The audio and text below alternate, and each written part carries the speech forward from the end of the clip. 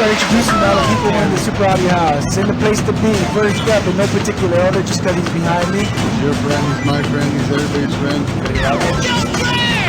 Your friend is my friend, he's everybody's friend.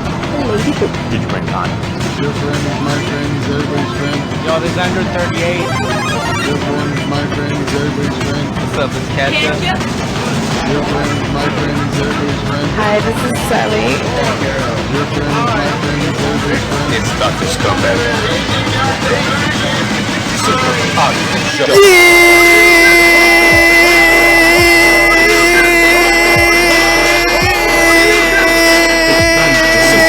Yeah, here we go.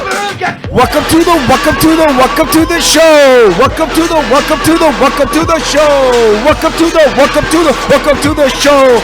to the motherfucking show. I'm Dre all day. In for the 2020. I know you guys are missing me, not really, but kind of. I'm back in the place to be on a Saturday. Welcome to the show. I got an awesome special guest. He's a comedian. He's here to tell me what's up. He's here to school me, basically. Welcome to the motherfucking show!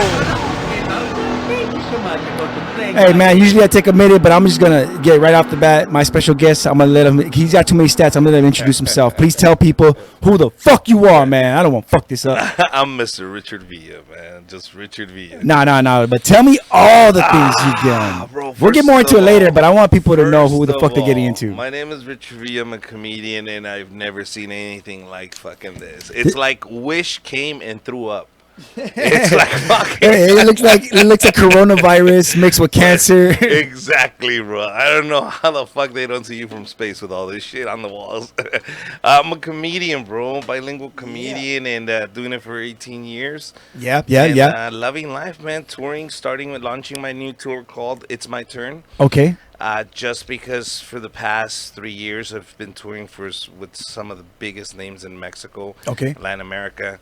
I focused on bringing that up here in the U.S. Now Tom Segura is doing it in Spanish. Felipe Esparza is doing it in Spanish. Yeah. Iglesias is doing it in Spanish. Multiple comedians that are now rising in the ranks are now doing it in Spanish. Jesus Trejo is doing it in Spanish. So, and this all got sparked 8 years ago, man. When I did it, when I started bringing those first big comedians to the improv. The first time I saw Spanish comedy was on like channel 52 or 34, one of those channels. Yeah, like 34, Univision. Yeah. And I understand Spanish better than I speak it. I speak terribly, but I understand it. And that shit was fucking hilarious, dude. That was where I was like, dude, why can't comedy be like this in English? But it can't be because I think the censors. You know what? And you're talking about an older generation. Yeah. Like the new, like Franco Escamilla, for example. Okay. I toured for the past 3 years with him all over the U.S. If you went to the Microsoft Theater for the past 3 years, I was his opening act. Oh, shit. Okay. So we did these massive theaters. We did these 3. The fuck is it like doing a theater like that? Bro, shit, it's man. a rock star I've been there for rock lifestyle. shows. It's like a rock star show, bro. Because we had like not pyros, but like lights and monitors behind us, and our faces are bigger than life. Yeah. And you're performing in front of, like, when we went to the Staples Center, it's like 14,000 people. Yeah. When we went and performed it with Mexico City with Franco, it was 14,800 people. Yeah. Like, we went out to the audience, and people, because we're part of the Diablo Squad, they were just grabbing and ripping my T-shirt. And I'm like, wow, like I've never felt this in the U.S. Like, I went from doing it in English for so many years, going to Mexico and finding success. Okay. Like, I was like, oh shit, like people know me now. We're definitely gonna have to get more into that later, man. Because I want to know all of it, dude. That's amazing, dude. Because everybody thinks they're funny, but who could really fucking do it on stage, and who could do it consistently where people are gonna come watch them? Whoever has the balls to do it, bro. Yeah. What's funny? Who has the balls to do it and has talent? Okay, let's talk about what's funny. What is funny? What's funny? Do you think this is funny, and other people say that's fucking horrible? That's garbage. Yeah, I think everything's funny from the corny joke to the fucking the dark joke. This is simple. Yeah. You want to be a stand-up comedian? Yeah. There is a lifestyle behind being a stand-up comedian. There is a tempo of life that is changed. It's not the regular lifestyle that Joe Schmo or your cousin's going to have. You understand? Okay. Say fuck you to your Friday, Saturday, and Sunday. Say fuck you to holidays. Say fuck you to birthdays. Say fuck you to family reunions. Say fuck you to all of that shit. Because I'm your all that life now. oh, you are? Then fucking welcome to the comedy. No, I mean world. that's comedy. They're like, That is it. I'm all of that. I'm Okay. your holidays. Okay. I'm your weekends. I'm Okay. your overtime. That is it. Because you know what? That's when motherfuckers Yeah. want to go laugh. Yeah, yeah. Not when they're at work. No, You know what I mean? They're not gonna fucking want to laugh from 8 to 5 in the afternoon. yeah, you're right. So you got it. your life is backwards compared to everybody else. Forget you had friends. Forget it. Your friends are the comics that are on the road with you. Yeah, exactly. That's That's it. your family. That's it. And you hopefully you get to talk to your family.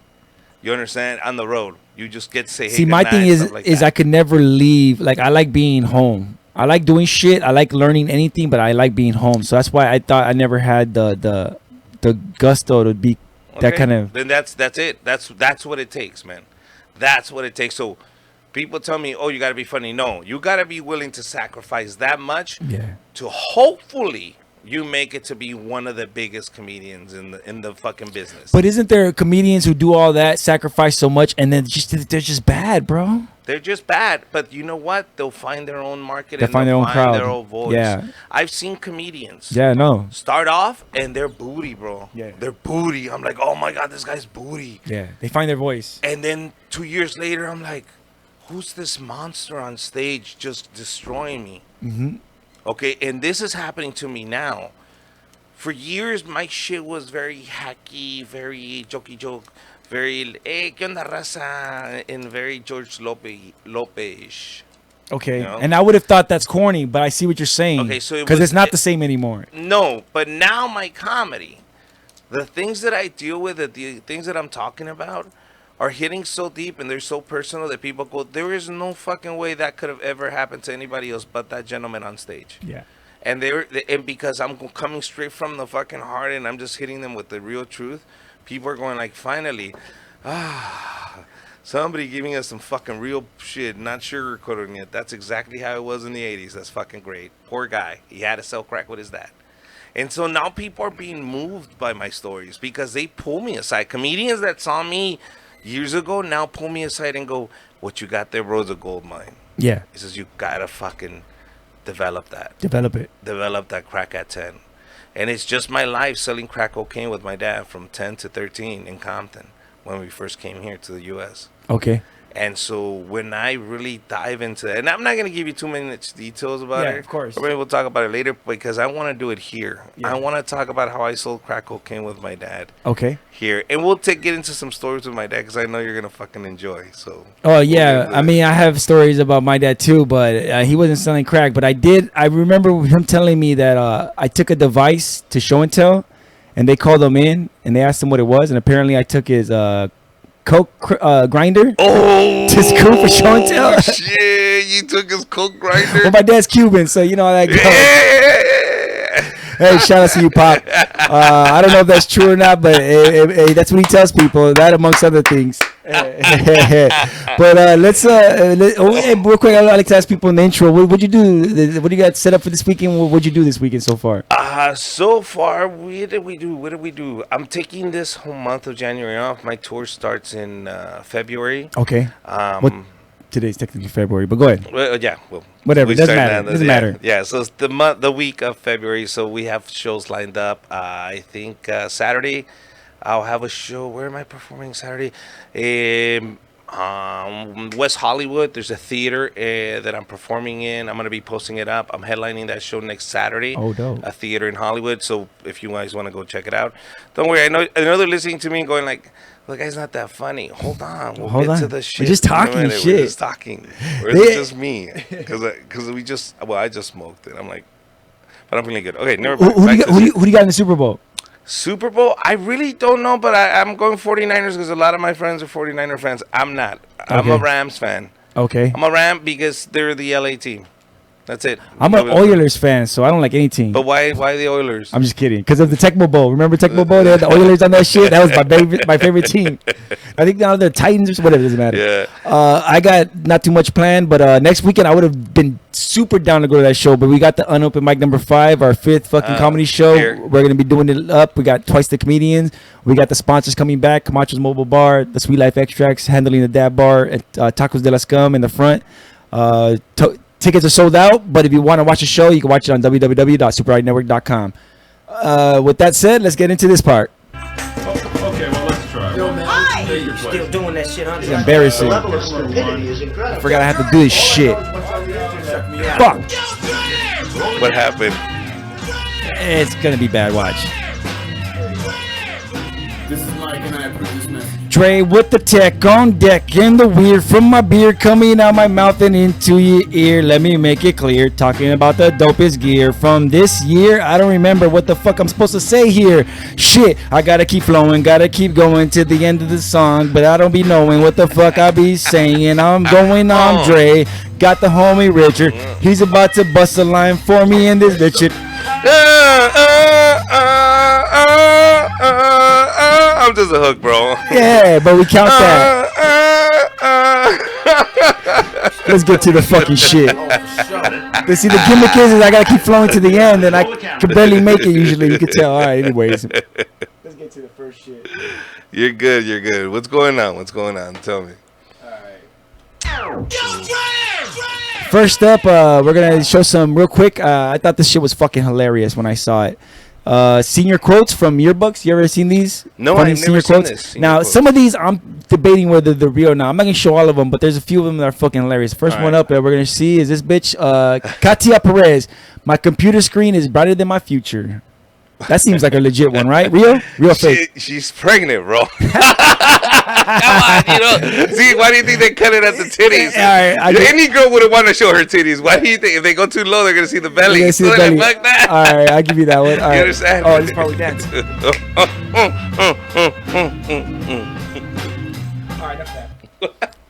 Next up, we got Ayana Morgan. Remember, the more you weigh, the harder you are to kidnap. Stay safe, eat cake. Oh, That's real, right? Shit, this bitch is just down to earth real. That's a real quote. That's somebody that's never gonna be a victim. I mean, She has her Jesus and everything. She said, eat cake. Maybe that's Lizzo's class photo or something. she's right, man. Nobody's gonna take her though. Hey, nobody. No. It's harder. Nobody Wait, can- all right, let's see what this bitch is. Allison Lloyd, R.I.P. Club Pigwin. You raised me when my parents didn't want to. All right. So this is funny. Let me tell you why. Club Pigwin was an online computer game for kids that they had to shut down because pedophiles were using it to like get kids to do shit. So they shut it down, and this bitch is talking about it raised her better than her parents. Fuck. So pedophiles are better than her parents. How fucked up are her parents? I want to believe this is real, bro. I'm just gonna pretend it's real. Is that it? I guess I had to go to the fucking I didn't want to go to the website because they wanted me to click on some shit. Fuck that. Moving on. All right. All right. So what happened here is Tesla. I already know the story. How a $300 projector can fool Tesla autopilot. Now what it's doing is, you know how Tesla works Yeah. with sensors and all this shit going on. They were able to project onto the Tesla's I think the hood or the windshield, but they were able to project images that was confusing the Tesla's sensors Computer. and making it trip, making it think that there was cars in the way or not in the way or shit like that. Oh shit! So that means people can do that shit. Those lights on your car, and now you're all fucked. Exactly. That's what I'm thinking. thinking. The cops are gonna try to use it. Yeah. Let's not hear that. All right. See, so it projected a human being in front of it, and the Tesla thought it was a person, but it wasn't really a person. It was a hologram. Hologram.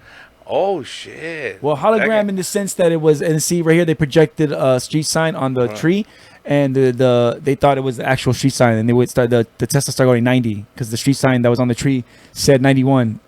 Oh my god! Or So not they 90. they See? put 300 Or or they 300, go and the Tesla started Yeah, going 300 because they think fucking- that the speed limit is 300 because of the sign they see. Oh shit! Another couple of other tricks they're doing.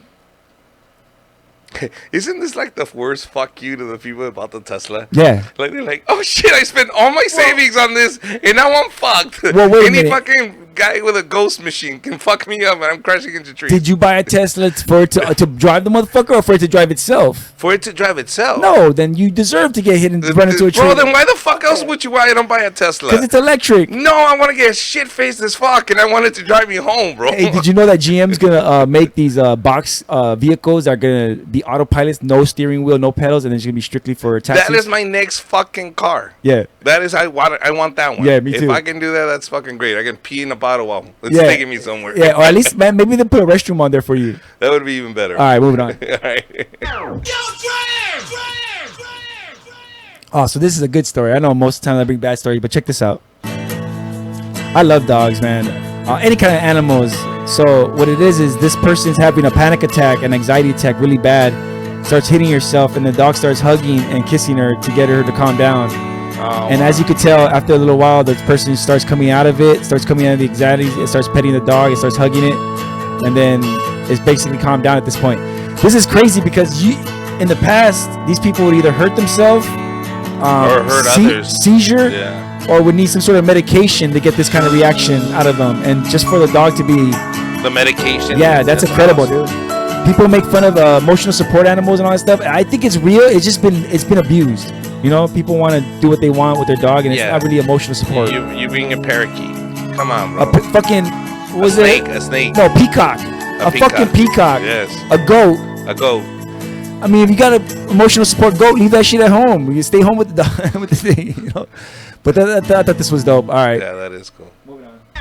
I didn't mean to make you cry, man. It's okay. All right. So from that to this, Okay. this motherfucking old man is a murderer, and you're about to find out why. A murder. Okay. Oh shit! You're fucking with me. And boom. Oh. So now the story behind this is the old man. I guess this might be his car. Uh-huh.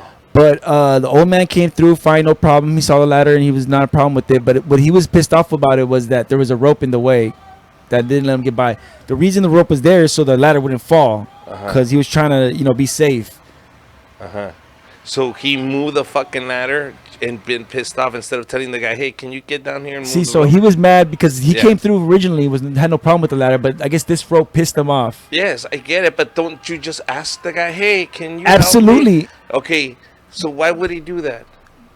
because he's an evil man. So Okay. this guy has had problems with people in the building where he lives at. Mhm. Like, this isn't the first time he's done something stupid.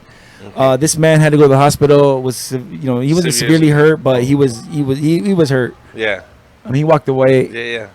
But still, dude, it's like you don't even know what kind of back problems he's gonna suffer later. Dude, now, do you punch this guy? I would. You know That's what what I my mean? question to you is: do you? Because I fucking wail on him, dude. I wouldn't wail on him because he's in a chair, but he's getting clocked once. Oh no, that's what I'm gonna fucking just nail him. Yeah, once. Look, and if he gets knocked out, no problem. You're just in your fucking wheelchair. You'll come back to see. So that's how I'm gonna go to the gym. Hey, but make sure he keeps his hands on the shoulder because I will fucking handcuff him to his I don't own want to go chair. into traffic and shit. No. I'm gonna tie him to his chair and then just go. Okay, here you go. Don't move that chin.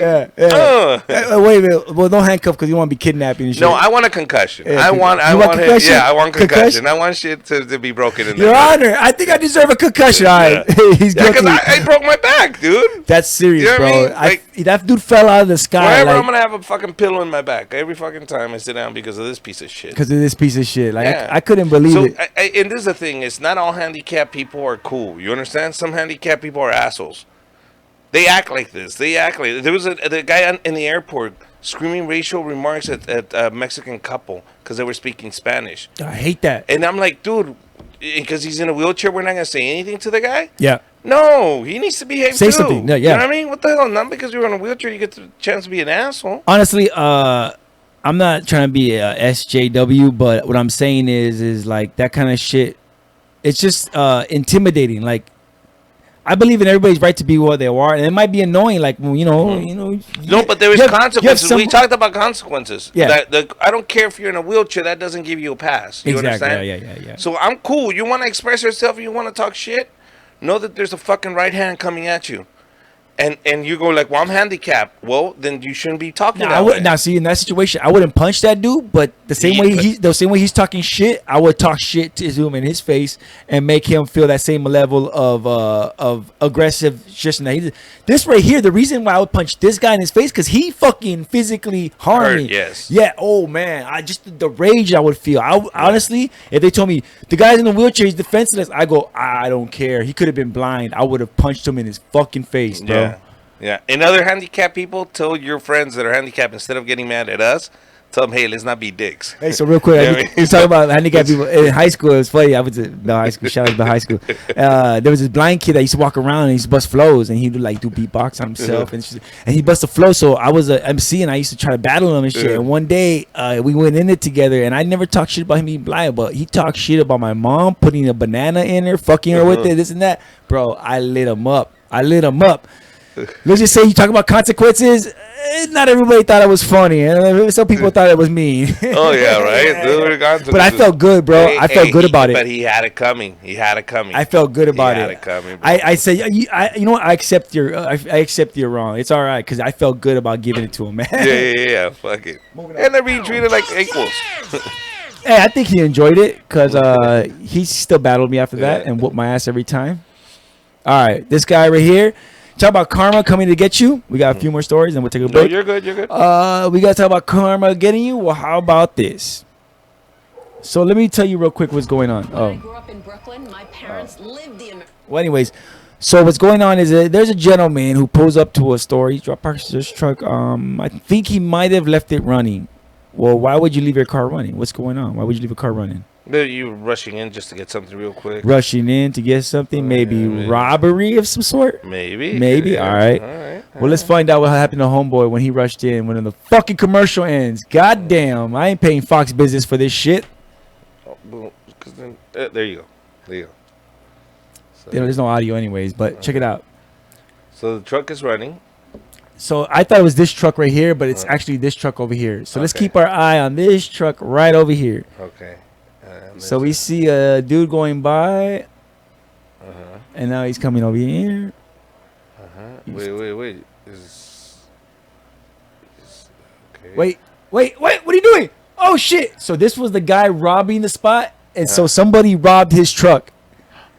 Oh. Did you know that was coming? Wow. Did you see that coming? No, I didn't see that coming. So yeah. So he you're going to make me watch a goddamn... All right. Okay. Oh, that's crazy, So dude. yeah, so the dude robbing the liquor store inside. He went. I think it was a warehouse or something, but he was robbing it, and he went in there, and when he was coming out with the boxes of the gear, he saw somebody in his truck, like, about to take off, and that's when he threw the box of stuff at the guy and chased after it, but he missed out and shit. And wow, karma's a bitch, bro. Karma's a bitch. This dumbass calls the cops to tell him his truck is stolen, and of course they're gonna review footage of the area to find out, who took his truck.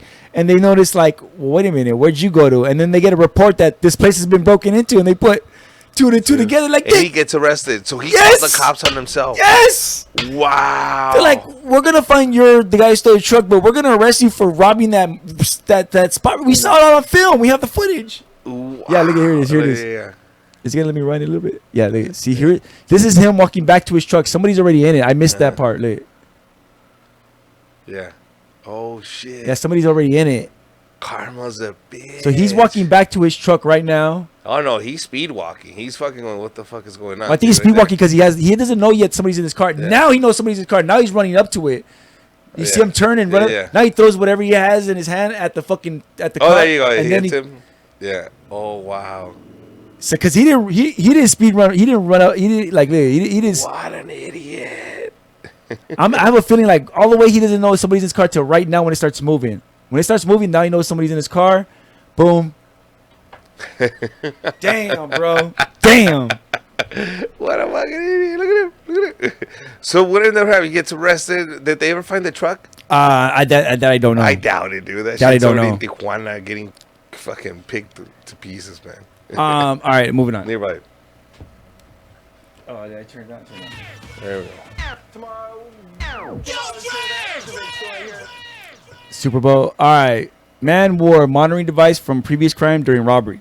So, gang, yeah, we got people in the place. Oh, see, I knew there's people in the fucking chat. I just couldn't see them. We got the lawyer. I remember the days when they had Latin comedy in Channel 34. That's what I'm talking about. Oh, you're talking about Que Locos. Yeah. You're talking about Que Locos. Yeah. Oh, yeah. That's what I was talking about. I got to do Local Comedy Jam. Mike Robles produced Que Locos. Actually, was Local Comedy Jam English and Spanish, but on the Spanish channel? No, it was Chicano. Like, it was George Lopez type of comedy. It was like Fluffy was in it.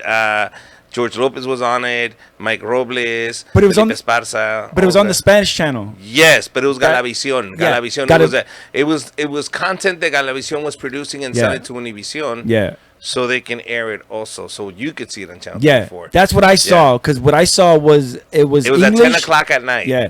That was Que Locos. Yeah. And then Local Comedy Jam was a spin-off of that.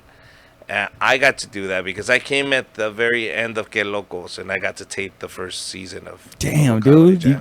That's dope to be That's a part old of that. school. No, bro, That that's is- old school. that I'm is- dating myself. We were going, that motherfucker's been doing it for 18 years. No, I mean. All right, so what happened with this guy right here was he robbed somewhere, he got convicted of it, and then he was like gonna be released. He was like doing like the halfway house or whatever it was, but he had a monitoring bracelet, and he was like on his last year of the fucking probation, and he decided to do his homie a solid and be the getaway driver in a robbery, so that when the robbery happened, those things have GPS on them. You know exactly where he was They at. knew exactly where he was at. They knew where he went, what time it happened. Everything matched up perfectly, and they caught They him for cut that his right. ass. What an idiot. What? I dude, don't fuck with technology. Now with the cops, you can't. You know that some I of don't these get people that it. are second offenders for DUIs, you know what they do? They give What? them this machine where you have to blow with a Oh, straw. Have the you seen homie, it? the homie got it.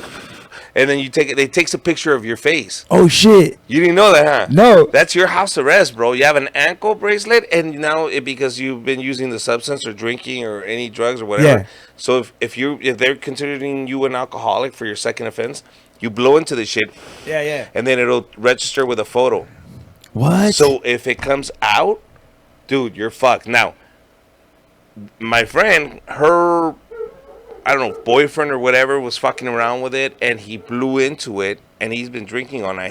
He thought I'm gonna test to see how much liquor I have, Yeah. and it took a picture of him. So what happens? It goes back Fuck. straight to the To- fucking cops. So the cops call her and say, either you can come in or we can go pick you up right now. Yeah. We got the photo. We got the register that you are under the influence of alcohol. Boom, boom, boom, boom, boom. You can come in or we can go pick you up. No, I'll be there tomorrow. Okay, not a problem. She came in, sit down, you're arrested. You're going back to jail. They're going to process it. Bro, that's it. That's why you get house arrest. But it wasn't that guy. It wasn't her. It was the guy. Dude, then why the fuck is somebody else blowing into your machine that's been drinking? You control that machine. That is your machine. Damn, bro. Why is somebody I don't think it's specifically right. with alcohol? No, but they have to do an investigation. So she didn't go to jail. They just basically were scaring the shit out of her. Yeah, of course. But saying, hey, we can actually decide right now if we want to just put you back in jail. 'Cause Yeah. we feel like you're not to be trusted. Yeah. You're around alcohol. You're not supposed to have alcohol in your house. That's why we went and inspected your home. Make sure you did not have any alcohol that's in your true. house. Okay, So why would you're right. somebody blow into your machine under the influence? Yeah, you're right. You're right. under house arrest, all like a prison, like a jail. You can't have drugs or controlled substances. Yeah.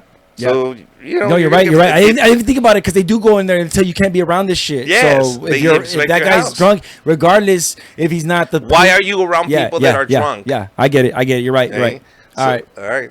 So this guy's a dickhead. Yeah, he's I a mean, fucking idiot. He I don't deserves feel it. bad. You can no, you can. Fucking idiot. All right. Yeah, fuck it. This right here. Oh, did you hear about this guy? No, David Oni. no. So this motherfucker was up on stage at a festival doing a song. You know, I don't know what song he does. Fuck it. But the point is this: he's like 90 something years old, I think. How old is he? 71. Okay. Dude singing a song to a whole festival. This is like his second performance of the night. He looks out there in the middle of a song. He looks, just doing it. Takes a moment. He goes, "Sorry." Puts his head down. Falls asleep. Dies on stage in Dies. front of everybody. Dies. Dies. This is I got fucking balls. dies on stage during performance at Florida Festival. Okay, at what moment this motherfucker's sitting down? Exactly. Okay, at what moment do you tell an artist, you know what? And you know what I mean? When?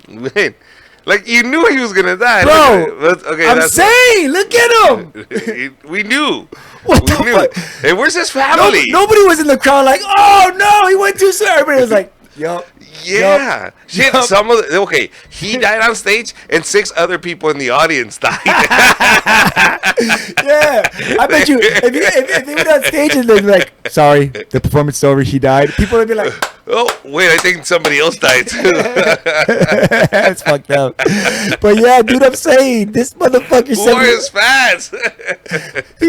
during the middle of his performance, it was said that he told the crowd, "I'm sorry," put his head down, and just kind of stay silent. And it wasn't until somebody went on stage and checked him that they realized he was dead. Oh, yeah. There's a comedian that died on stage too. Oh shit, who's that? Doing stand-up. I forget what it was, but look him up. Just Google it. You can find a comedian actually dies on stage as he was performing stand-up All right, show. we'll bring that right after the break. No. Okay. I want to get through these last 2 stories before I take the break, but I'm definitely gonna look up that. I'm definitely gonna search that shit up. I want to see that fool die on stage. Is there a video of it? I think so. Oh, You fuck can look it yeah. up. We can find it. All right, so this real quick, I want to bring this up. I usually don't talk about this dumb shit, but I read it. This chick right here is a Twitch streamer, and the weird thing is if you don't know about streaming to YouTube and Twitch and all these places, is their copyrights software is off. It's insane. Like, in terms of what? How vicious they are? me personally, I don't care. I don't try to make money off of any of this stuff, so I don't worry about it. As long as I don't get blocked or banned, I'm good. But if you want to make money off of any of your videos, it's fucking almost impossible to keep the copyright strikes off of you. For music, for visuals, for even gameplay. Like, video games used to be totally cool to stream, and now certain people need to get registered with the company before they're allowed to stream their shit. Like Nintendo and stuff, in order to stream their shit on Twitch or whatever, you have to register with them first, and they have to approve it.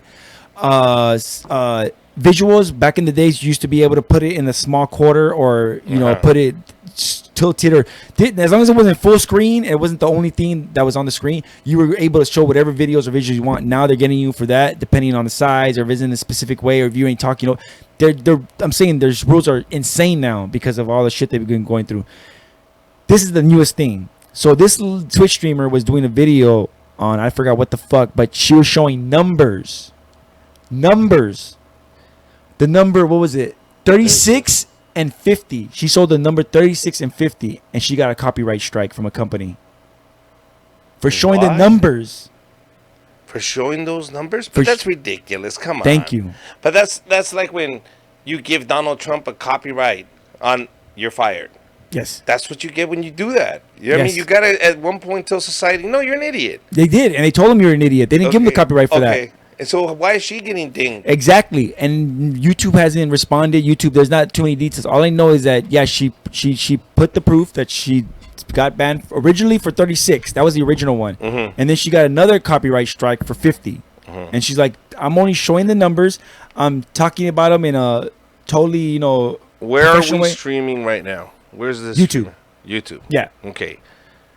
This is what happens when you're at the mercy of these platforms. Meaning, if people start opening up their eyes and they want uncensored, unadulterated, whatever the fuck you want to do, and we go back to websites where I can give you this same thing. Yeah. Just go to my website and I'll set up a block where you can see it.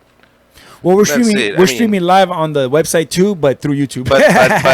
But you understand? Yeah, but through YouTube. But now people need to empower themselves and go, fuck it, it's my site, and it'll have a value. And you know what I mean? I think people don't want to invest the amount of money it would take to do that, because you need certain equipment to do it yourself. If I wanted to do my own, like, let's say if I wanted to stream live this on the mouse, I could do a custom RTMP, but I would need a server. I would need, well, I guess I could use my traditional internet, but it would take a little bit of work.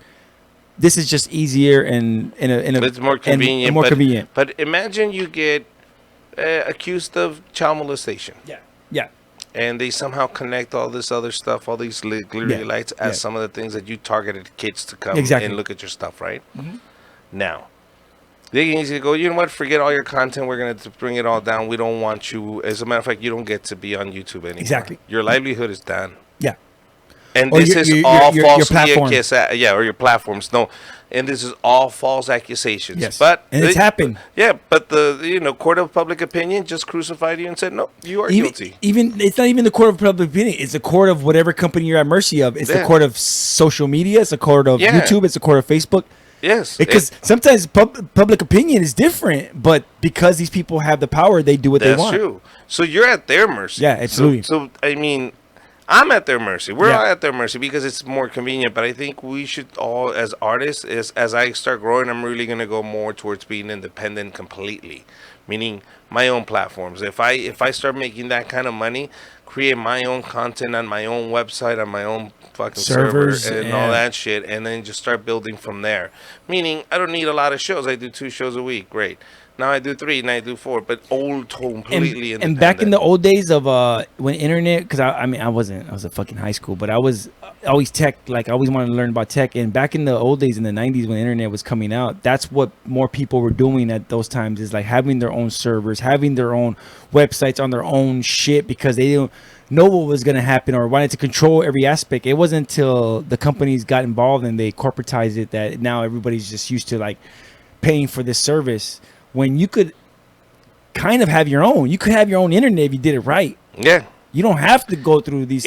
And that's the 10 year from right now. This conversation is going to be different in 10 years. Do you understand? Yeah. People are going to be starting to be censored because they understand the power of YouTube. They understand the power of Netflix. They understand the power of these big social media monsters that now are going to be able to, like, Instagram. They know if Instagram wants to make a president or kill a president, they'll do it. I mean, they can. Well, Facebook elected Donald Trump. No, but they admitted that they're not gonna do anything different. They admitted that they know that they swayed the election. They think they don't want to say this part, but they know they have power in their hand. Yes, and you know who they're proud of it. You know who they're gonna fucking whore themselves out to? Who? Whoever gives them more money from their campaign. It's true. That's it. It's true. This is all about money, bro. I don't know why people make it so difficult. Yeah. You want to be famous? Pay somebody thousands of dollars a month, and they can fucking make you a star on social media. I said that. You understand? That's all you need is money. You need money. That's it now. And the thing about people ask me about this, about podcasting, whatever, and it's like, my thing is this: if you have money, you could do anything. Yeah. You could have all the stuff. You could have all the services. You could have all the platform. You could do all the stuff if you have money. You could do all of this with money. My thing is doing it for cheap or free. That's what makes it hard and what makes it interesting and what makes it fun. It's trying to do what I do, like, you know, making what they do for money, doing it for free or cheap. Yeah. You know? Yeah. But as long as you understand, this is the long route. This is hopefully one of these gets a lot of love and now you blow up and you're a mega fucking star. But now Facebook, YouTube, Instagram, all these platforms are going, no. You no. We're going to suppress this video and we don't want you to shine. Or you want to shine, then give us $2,000 a month. Okay, then let's make this one flourish. And that's absolutely what's going on Facebook. No, that's going on in every platform now because that's how they figure they're going to make money now. Yeah. They're going to fucking make sure. So the people that know, I know because comedians now that I know are using that method. Yeah. To basically hire these big companies now. They are already in cahoots with YouTube, are already in cahoots with Instagram, and they go, okay, what's the code, guys? How do we do it? So, you know, I'm going to charge my customer this much, but you get a piece of this. I've been approached about subscribers and viewers, and it's gotten sophisticated where they could hide their activity. Like, they make it seem like it's authentic views, authentic subscribes, and all that stuff. They might get you real subscribers and real viewers and stuff, but it's all money. It's all money. And people are like, oh, well, so what if I'm getting the views, if I'm getting the counts, if I'm getting the likes, what does it matter? But it's not organic. It's not going to last, or it's not real. Like it's no longer you're going to win the lotto. People still think, oh, I'm going to make a video and watch. It's going to happen. That doesn't happen anymore. Those days are over. Now you got to pay. All right. Real quick, before we take a break, I want to do this one video. I'm going to go straight to it. A RL streamer. You know what IRL is? Yes. In real life, streamer was videotaping, and he saw this. He thought this man was praying. What do you think he was doing? I don't know, throwing up. This guy. What do you think this guy's doing? Oh, praying. So pious. He's praying, right? Yeah. Oh my God. Please tell me you didn't say anything. He was praying. So my theory, he doesn't say what it is, and it pisses me off. But my theory is that guy was eating shit. Oh my God. No. Let me see. Freeze it. He's not eating shit. He might have been eating something on the floor. Maybe he's eating something that looks like shit. But why would he be eating shit in the? Is he sucking his own penis? Oh, somebody asked me that question today. That's weird, huh? They asked me if you suck your own penis? Yeah, this morning I was having breakfast with a buddy. He says, hey, Richard, if you could suck your own penis, would you leave the house? I said, no. Oh my. No, that's not shit, bro. I think he's eating shit. No. Then what is he doing that's so... I can't tell what he's doing. Fuck, I don't know, bro. Maybe he was jacking off, and maybe that's why he said, "Oh my god." Yeah, Don't something. look. Did you see anything? He could be jacking off. Maybe that's his wipe towel. He's just getting ready. You don't know, bro. Why do you care so much? Let him do his thing. I want to know what it is, but anyways, all right. Okay, We're gonna well, let's have one of the comments tell you, "Hey, man, yeah, I know what that is. Usually we do this in China." Go ahead. What's this? No, that's it. Okay. I'm gonna take a quick break, so we could chill for a second. So I can take a fucking dab. I should have a video up. I fucking closed it, I think. All right. These are from this video's from the homies. I love these guys. They came in the other day on the VIP. There we go. They came in on the VIP. Real talk. Hell yeah. Hey man, I know that is. What is it? Our lawyer, I am you are. As a lawyer, he always represents us in court whenever we have shit going on. What is it, man? Tell me what it is. You tell me, and we'll talk about it after the break. This group is called Recess Radio. They came in on the VIP. This one of the podcasts. They broadcast on Mondays live. Okay. They sounded super dope, and I really enjoy their shit. And that's my thing is, if you're dope and I like your shit, I'm gonna bump it, regardless who you are or what the fuck you are, whether you're famous or not. If I like your shit, I'm gonna bump it. And this is Recess Radio. Life is just today. We'll be right back on the Super Audio Show with Richard. Yes. And Dre. And shout out Dre Day. Super Audio Show. We'll be right back. Since it's $2, can I get a shout out for Super Audio Network too? Sure, shout out Super Audio Network. I don't know what that is. I have no idea. Hey, but there you go. Network, shout out.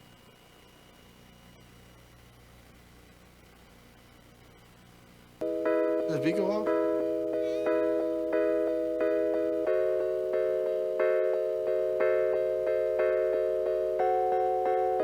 Never get a bitch tonight.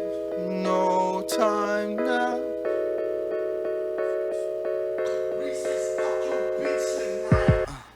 I saw your naked pics online. No. So try to take a flick sometime for the filthy guys. She left on me it one time. Nice. She said she only did 2 guys, but the bitch gon' lie. I stay.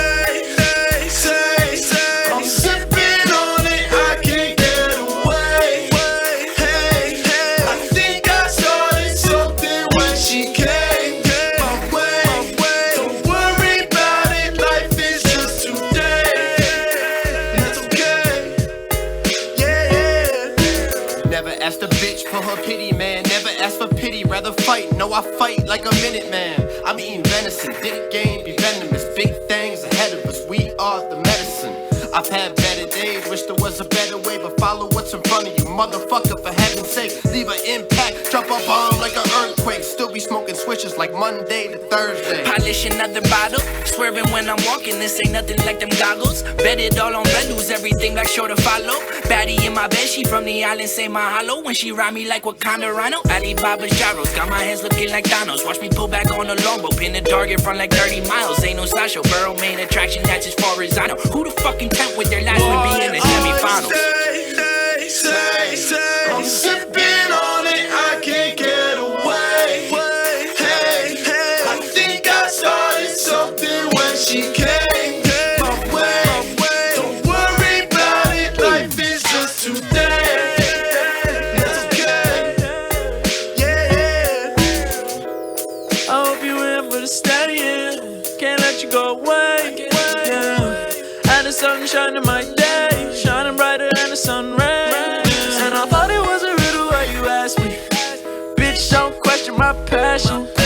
If I fucking lose, at least I had it. Say I need glasses, the way I skip classes. Rolling through streets, we don't need all passes. Pikachu boy, I be bringing all the static. Fuck my bitch on the carpet like Aladdin. Looking at the kid like, damn, what happened? Well, fuck all of that whack shit. Well, fuck all of that whack shit. Hey, baby bro, shut the fuck up. I'm trying to sleep. Pussy. Why I stay. I'm sipping on it, I can't get away. Hey, I think I started something when she came my way. Don't worry about it, life is just today.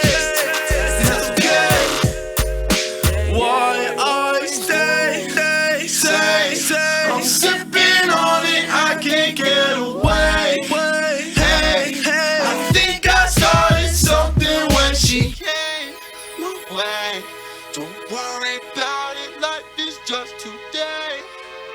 And that's okay. Yeah.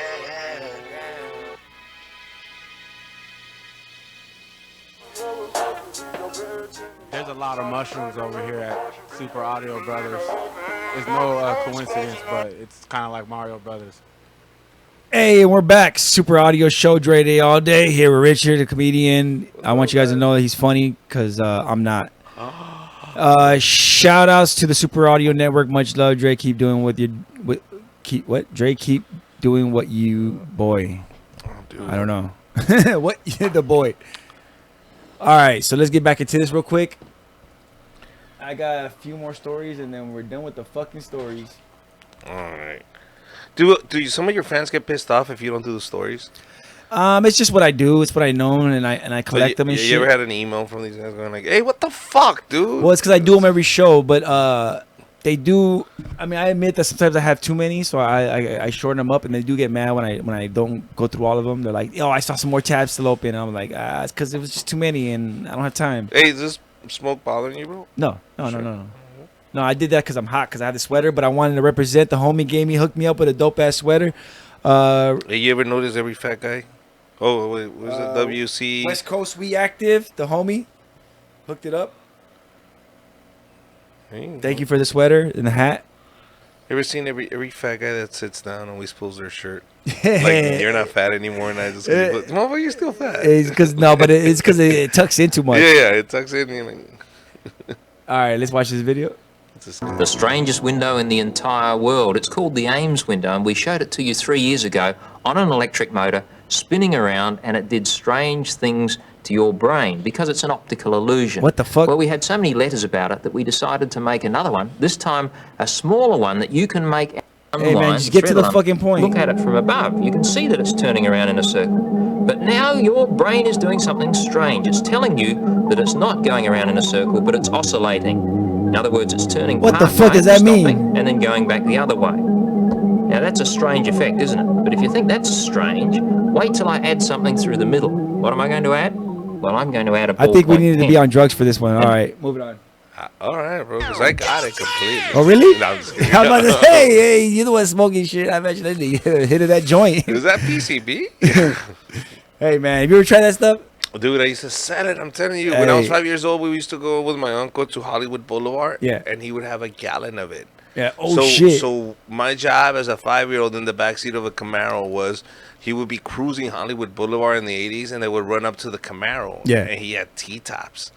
So they would run up, and it was a C28 or one of those, or it was one of those Camaros, like, or a Firebird, like the fucking, the Firebird with the T-tops. Yeah. And they would come up, and he would say, mijo, and he would give me the cigarette, and I'd be back there with the fucking gallon, dipping the fucking PCP sticks. $5, bro. $5 all day long. People would come in and dip their fucking cigarettes.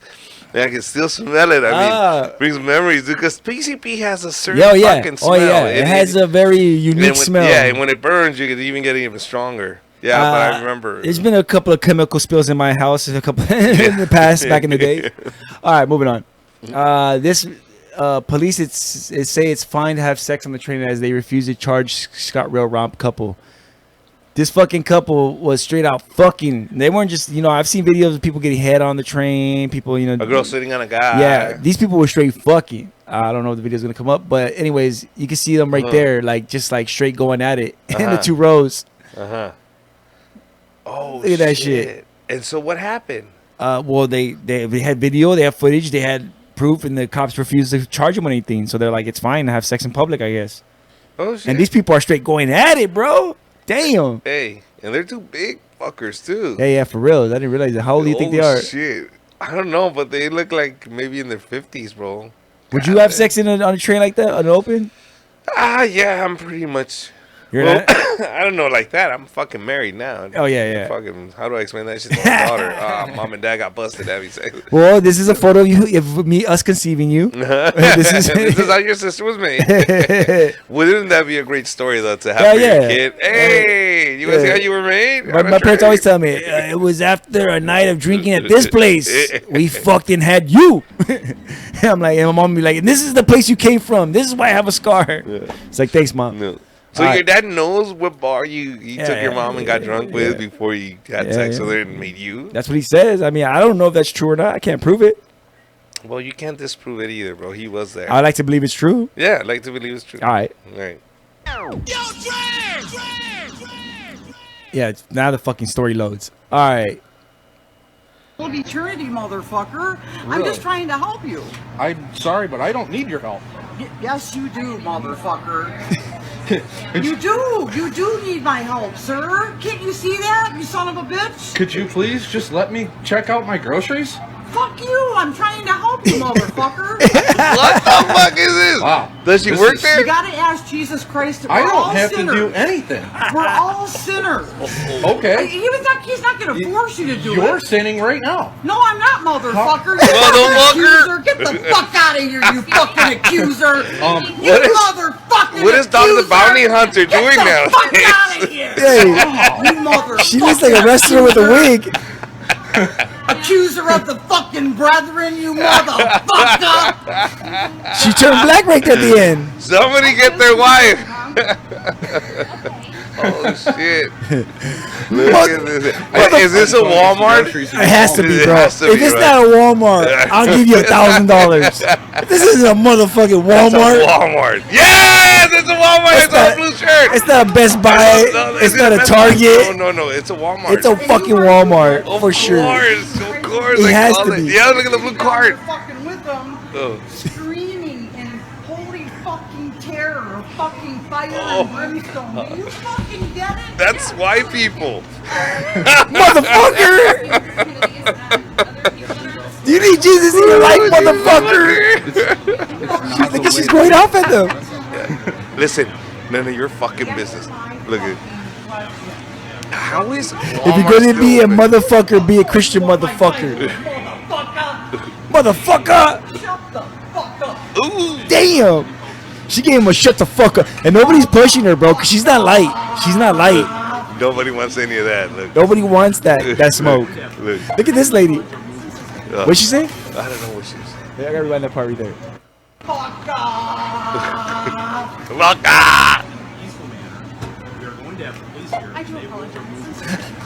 I do apologize. I'm sorry. What do you think he did that she came up to him like that? No, I think she butted in. Like, I think she was looking around for help and she asked. Oh, she probably wanted it. And no, I got it. Like, then fuck you, man. Like, you need my help. You know what I mean? Just people with a chip on their shoulder. Today, Jesus fucking got into her body today, and she was gonna say, Jesus, fuck you, motherfucker, Jesus. This video's going on for minutes. You don't. Yes. At what point does she leave? When do they tase her? When does she lose a shoe? That's what I want to see. When she fucking shits her pants when they tase her. Motherfucker! I like how she goes in and out of black and white people. Motherfucker! She's a hard ER. Motherfucker! And then she's like, motherfucker! Get out of my fucking personal space. You came over to me, motherfucker. I didn't come over to you. Damn, bro! It sounded like my mom when she was arguing with my dad. People for you. Look at Better repent.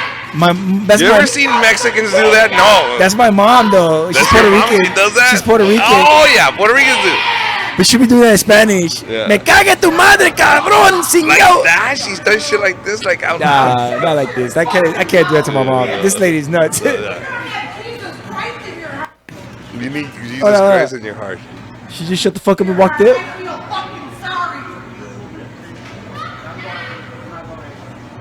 Wow. Get the fuck away from me. Does she get tased? Shut the Fuck up. All right. you. I was hoping she would get tased, but she doesn't apparently. Nah, for a second. All right. That was pretty dope. I like that. Oh, this is dope. This is my cousins in Miami. Check this out. Speaking of Miami, shout out to Super Bowl.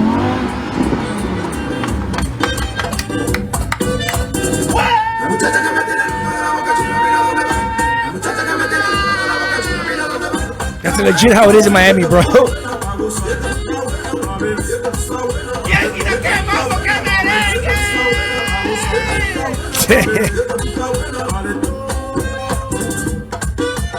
They probably seen this joke 1,000 times. No. What is he doing? I just love it because I have cousins that do that stupid move. I know they're probably dancing legitimately, but to me that's what it looks like. You must be real fun at parties, huh, buddy? Aburrido, concho de 2020, sonríe. That's legit, dude. They start dancing.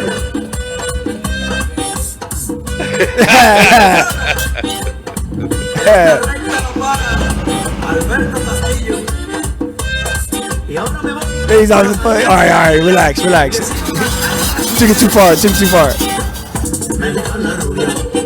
That's a dope jam, though. Hey, I like that jam, though. That's pretty good. Makes me want to clean the house. All right, next. Oh, here we go. Hey, this guy right here, Thug Life, bro. Hey, you're welcome to film me. But I'm just making sure you're okay. You're saying you're okay? Yeah, I'm alright, So, mate. Private property. Okay, don't Private say- property. I'm not edgy. I live in, and you've just startled the life out of me. You started the life out of me. then. Yeah, well, I live here, so you ain't got to patrol this area. That's why I put gates down there. Look, see them gates down there? So you can only come to that gate there. That's why. You just get up and down like you're gangsters. Like you've got some sort of authority to go on people's private land, which you've got no authority to go on any private land.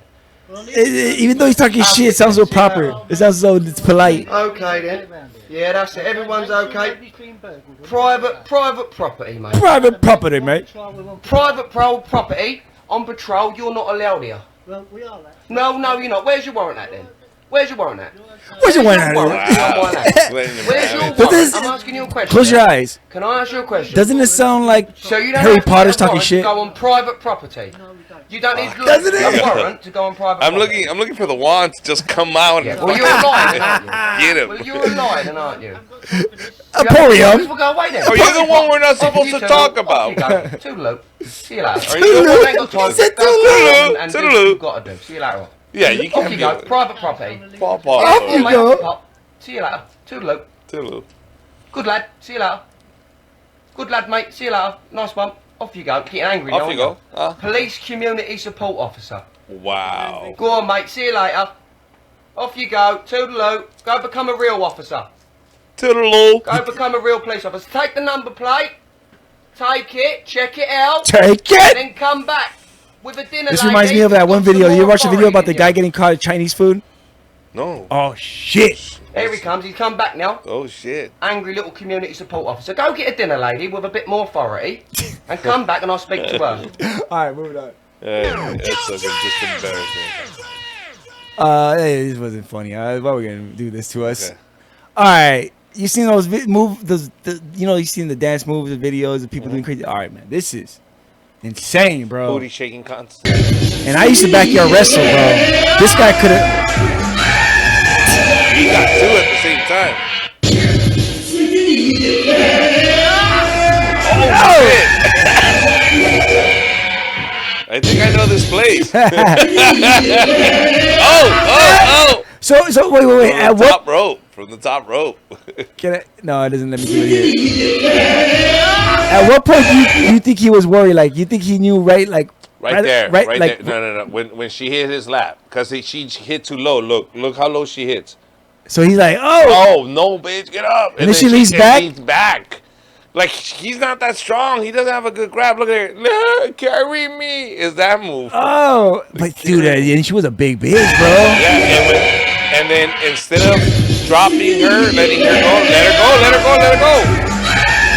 And then look at the end. She kicks the other bitch in the head. Watch, she kicks in the head. Bro, hell yeah. This would have been me, bro. Whoa. I would have dropped her ass straight on the ground. She would have been like, oh, my neck and my back. You don't do shit like that, bro. All right, these last two videos I'm gonna show are technology videos. Check this shit out. When you finally get to the technology, it does feel a little strange. You know, it's turning your body into I'm gonna do a dab. A super sophisticated marionette doll. Are you into technology like this? What is this? So this is an exoskeleton. This thing helps you run or walk it So kind of it's gives meant to offload a little bit of the work that a person's muscles need to do in order to, for example, walk a certain distance or run a certain distance. And it does that by pulling in parallel with the person's muscles with a steel cable. And that cable is anchored to either side of a joint. So for instance, it could be anchored to either side of the hip joint with a textile piece wrapped around the You see that thing on the back? It's pulling and letting go of cords to help you walk. It can't make you walk or walk for you, but it'll help you. And the waist piece. The same way a bike hold their helps you leg generate, like when you backwards as have they're a walking power or bike, it running. helps you And the thing that's pulling pedal that steel faster by cable in generating energy with you. is a This pulley thing helps you walk attached faster. to a motor that the person is wearing. That's great around for their waist. if you can make it part of your commute, meaning I won't be exhausted when I walk to work now. Exactly. It's all soft. You're still using your body to textiles that move, are but on it your helps leg. your body It just feels move. like you're wearing and you a put it in pair your of backpack. compression shorts. Yeah. Wow, that's pretty cool. And this is unique because most exoskeletons that we've seen help you do stuff. Like it's still, how do I say this? It's been exoskeletons that help you do stuff. This is more of an assist than it is.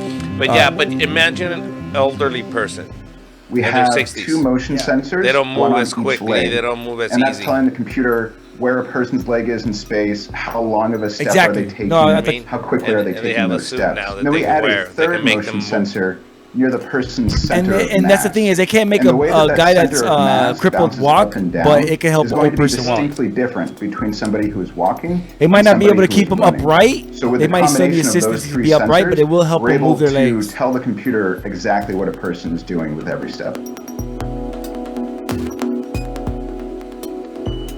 Fucking nerds, bro. I love it, man.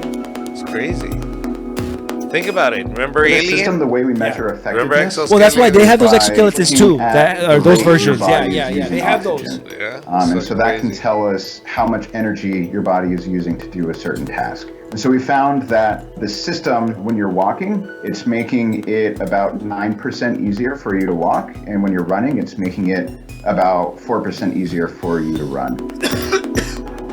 So that's what's cool about this suit is it's not gonna do it for you, but it helps. For recovering from injuries, you don't want to put too much pressure on your muscles and you're recovering. Exactly. Suddenly, it just takes so much more energy Exactly. to keep up that speed you had going. And so it feels like you're walking in sand or something. Because there are those exoskeletons that can literally help you lift 1,000 pounds. Yeah. Yeah. Like a forklift, right? Almost like a forklift. You use it to forklift, yeah. But you're using an exoskeleton. Exoskeleton, yeah. All right, let's go to the last story. Because I want to show you the other video. This specialized 3D printer just received So I'm into a 3D printers record-breaking 'cause I'm a nerd, throughput of for course. modern 3D printing. It can create structures the size of a human adult in just a few hours. And that's the breakthrough. Printing about 7 millimeters Before, per for you to be minute. able to print something that this large, it device, would take the team forever, may almost a have day just and a cracked half the or a code on day or how something to like utilize that. the And this technology new as an printer efficient is able to do it manufacturing tool. This means we will efficiently and finally quickly. have the fast, precise, and versatile 3D printing device we have all been waiting for. It Yeah. just took a little bit of thermostatic control to get there. Let's rewind a bit. So there's different versions of 3D printing. You could have the kind that drop a little drop along the way every way, and it goes up and then around. And then you have this version, which basically it uses a liquid and a film, and as it's lifting the device out of the liquid, you see the lights that are going on. Those lights are basically printing the parts where you want the thing to solidify. And this liquid is specially formulated so that when the light hits it, like It'll harden. it would harden, and that's why you're able to pull these images out of the water, like it seems like. I seen this exactly in the small version like that. I seen that when the guy, I don't know if it was his creation or if he was making one of these, but it was at a 3D it was at a maker fair, which is like you go to where like if you make crafts and make shit, you take them and show them off here. And I saw a guy, he had a printer that was like that, and he was like, yeah, this is the future of 3D printing. And that was years ago. And now look at it. Rubber resin. Yeah. Hey, they could do a rubber, they could do it with ceramic, they could do it with all kinds of shit.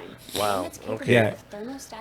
That is crazy. I knew about this. I'm a mechanical engineer. Oh, so I use SolidWorks. In SolidWorks, they were using a C copy or something like that, or Z printer. Back then with the That's the dropping one, yeah, right? the dropping one. Okay. It's literally left layers and created parts for us. Yeah. Literally, so we would And create. what different- material was that? It was like a plastic, like polyester filament. plastic. They were doing plastic filament because Yeah. they have a metal one. They have they even have one for organic masks. Like they're able to print an ear. Wow. Yeah, they have one for human. They could print a human ear. They print lungs. They print hearts. They could do this. See, hard plastic, elastic, rubber, and ceramic. That's what they could do with this. But different. That printer does those three. But other printers could do other kind. There's even printers who print whole houses, and they do it with cement, and they'll print the house. Yes, I've seen those.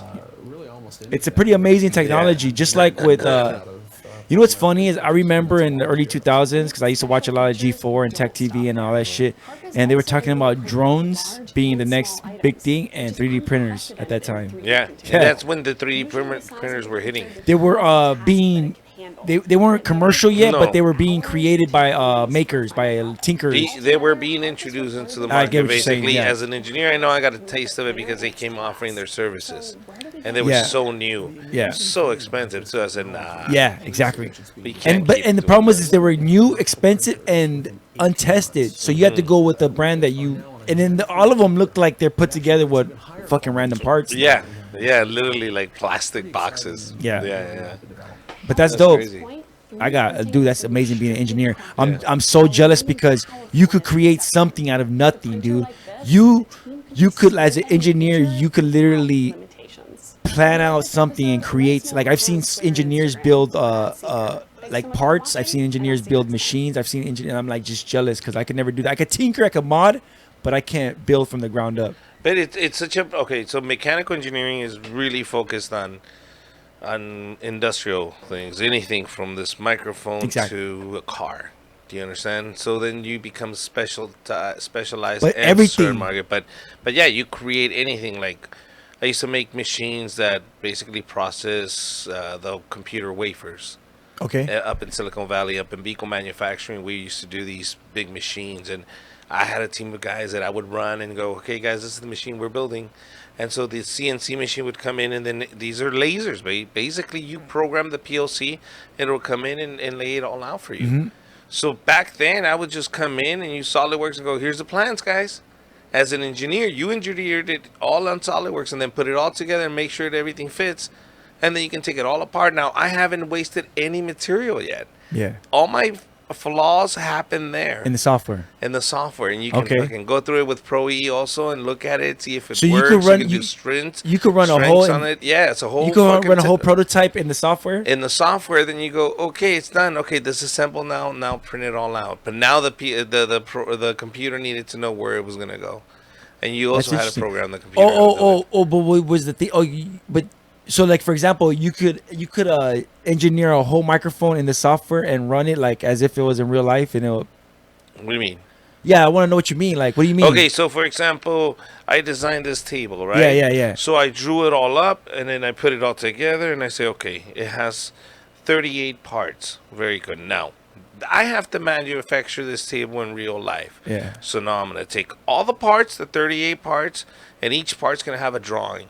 Then that goes to the machine guy, the machine shop. And then they grab it and they look at the blueprints and go, okay, what the engineer just showed us is this is the machine Yeah, we're I making. need this much and this much, and they need a this cut much. So here and a hole they here would and this set up big of a hole. sheets of material on top of the I know table, what and you then the mean. machine would go. Zzz, Yeah. zzz, But somebody had to program those computers. Yeah, and that yeah, was yeah. part of what we did too. I know what you're saying because I worked at they made UV filters Mm-hmm. for to clean like boards and stuff for Microsoft and shit, and yeah, we use laser cut boards for the panels. They're called CNC machines. CNC machines. Yeah. That just go automated, come in and make. Also, designs. it reminds me also of American Choppers. Remember when they got Yeah. theirs? They got theirs That's late. it. They got theirs late. I understand it. It was way up before that, but I mean, it was funny when they got theirs because they went nuts with theirs. Of course, because now they can literally tell the computer we want this Yeah. cut out. And that's amazing. That's what I mean. It's amazing to create something out of nothing. Yeah, and it's either sandblast cutters or it's either what else? Shit. Yeah, there's laser, the sandblast. water cutters too. There's Yeah. the thinners. Yeah, brother. So no more videos. That's it. We're done. That's it. Okay. So Oh, but you want to see that video of this the Chinese guy? The guy? Yeah. Oh, okay. Yeah. And then we can see the video of the comedian guy. But I was just say whatever you want. We can talk about whatever the fuck you want to talk about. We can talk some more about fucking. Well, Dude, I want to know more about you, bro. Does anybody ask you? Any of your guests come in? I know your fans already know who the fuck you are, but I walked I don't into have a fans. fucking. You don't have fans? Yeah. No, bro. Well, fuck you. You put on the fucking circus for somebody. This is crazy, man. I'm Oh, here we looking go. at you. Succulent Chinese. All right, here we go. We're gonna do this real What? quick. A comedian? No. What is this? What is this? Metro. I just want to fucking see the video. All right.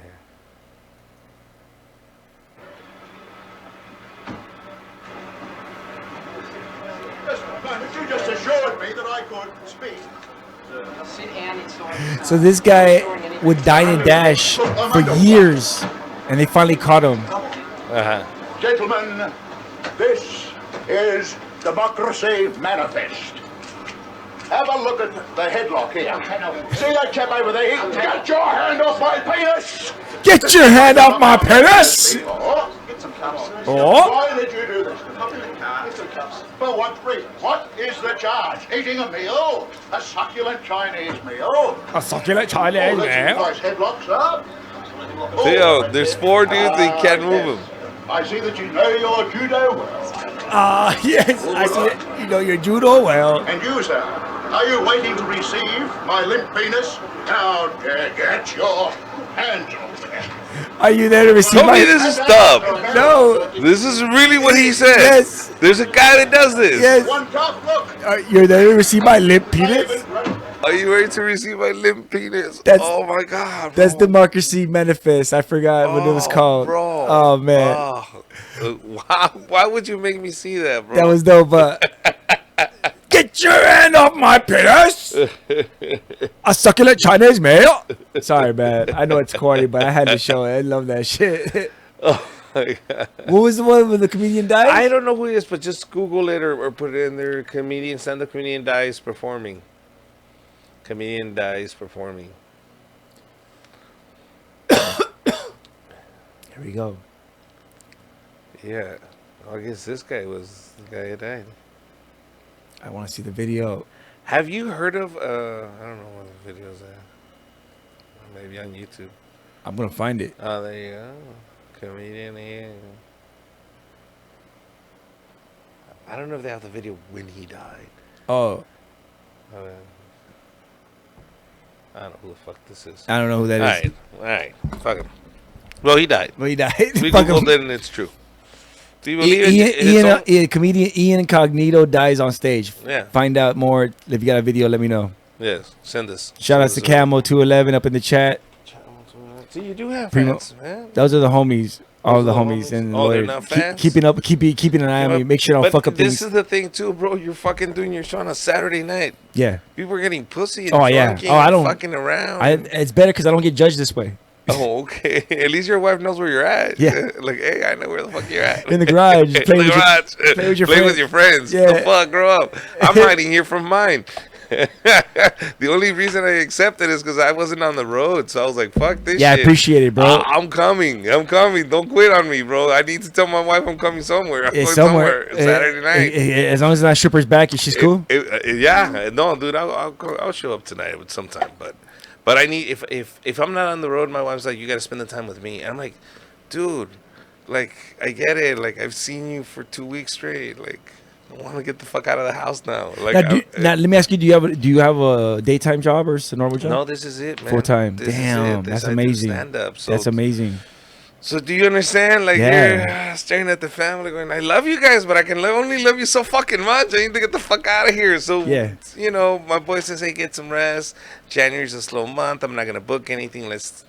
So now that February's pumping up, now we're in February. I'm like, fuck that, dude. I can't wait to get to work, bro. And now you anxious to get back to it? Yeah, we're hitting a theater Friday night, Saturday night. That's our first show. So I'll put up the content up so you guys can, the flyer and the promotion. I'm headlining that, and then I think where else are we going? There's a whole fucking calendar. Guatemala the first week of March. So there's a bunch of places where we're doing the Latin American tour, and we're doing also the U.S. tour.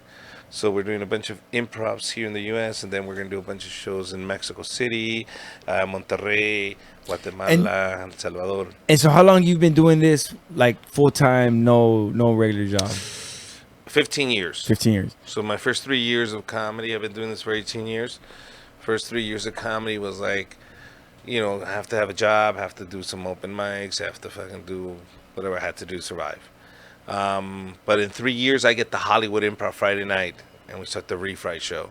And Okay. that was a huge success. It And was was the that- night to be that. Like the night, Walter Reyes started there. Okay. Okay, you tell Walter Reyes, Richard Villa, he'll tell you. As a matter of fact, Walter Reyes got into comedy because he started working on one of my films that I was producing. What film was that? Primos. Okay.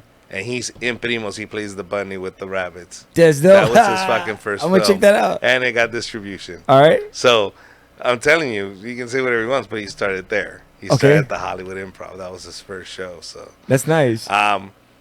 But yeah, that's where I started building what was Refright Comedy for 10 years straight. We had the fucking hottest show there. So having that show, I could parlay that to other shit. You understand? And I always kept the business. I knew how to fucking generate money.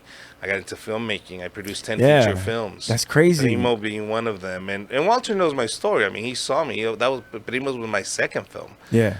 Jesus Trejo, who's now fucking really blowing up. He was in like 3 of my films. Damn. Aurelio Miguel Bocanegra. So I produced 10 feature that all got national distribution through Walmart, Target, Best Buy. They were in the $5 bin, but I still got to produce these films. That's, you know, and I got to hire all my friends. And Like it was nobody at a time auditioned. when that's the only way you could get out your shit out. Yes. There was no other outlet. There was no outlets Yeah. back then. We didn't have YouTube yet. Exactly. When I made these films, there was no YouTube. Yeah. So, bam, dude, I was That's- fucking yeah. producing film. So I You do what produced you 10 can. feature films. I had my studio in fucking Huntington Park. All of this was going on while I was still performing. Yeah. So I think that I always think back and go, why wasn't I as successful as some of my friends that I came up with, or some of the people that I've been working with? And I think it's because of that, because I think I wanted to do it all, but I wanted to experience it all. So I wanted to produce 10 feature films. So I took 3 years of really focusing on doing comedy and still doing production. And that takes away from comedy. Oh, yeah. You understand? Like, Yeah. you're To not... do it right, you have to focus 100% Yeah. on something. So, but what allows me to do now is that now I'm allowed to do whatever the fuck I want. Because I've secured myself financially in a way where now I'm like, okay, financially you're good now. You're straight. You got a fucking solid base. You're not rich. But now I'm not censored or have to say anything that other people want me to say. I can be as free as I want to be. Why? That's important. Because I don't depend on your fucking social media likes to live the lifestyle I live now. So let me say what I want to say. Fuck the fans. Whoever wants to hear it can come and hear it. Exactly. Whoever doesn't, don't have to. You still don't affect me financially. Yeah. And that's what I was gonna ask is like that. Like, aren't you scared of the ebb and flow of the money? Because I know a lot of people who work for themselves, ebb and flow in money. They're like, But that's why you gotta have different streams of income. You Okay. have to have sleeping money. You have to prepare yourself for that shit. I'm 41, man. Yeah. But I can now on stage say what I want to say, Yeah. how I want to say it with no fear. Yeah, I love With that. no I love fucking that. fear, because you know what?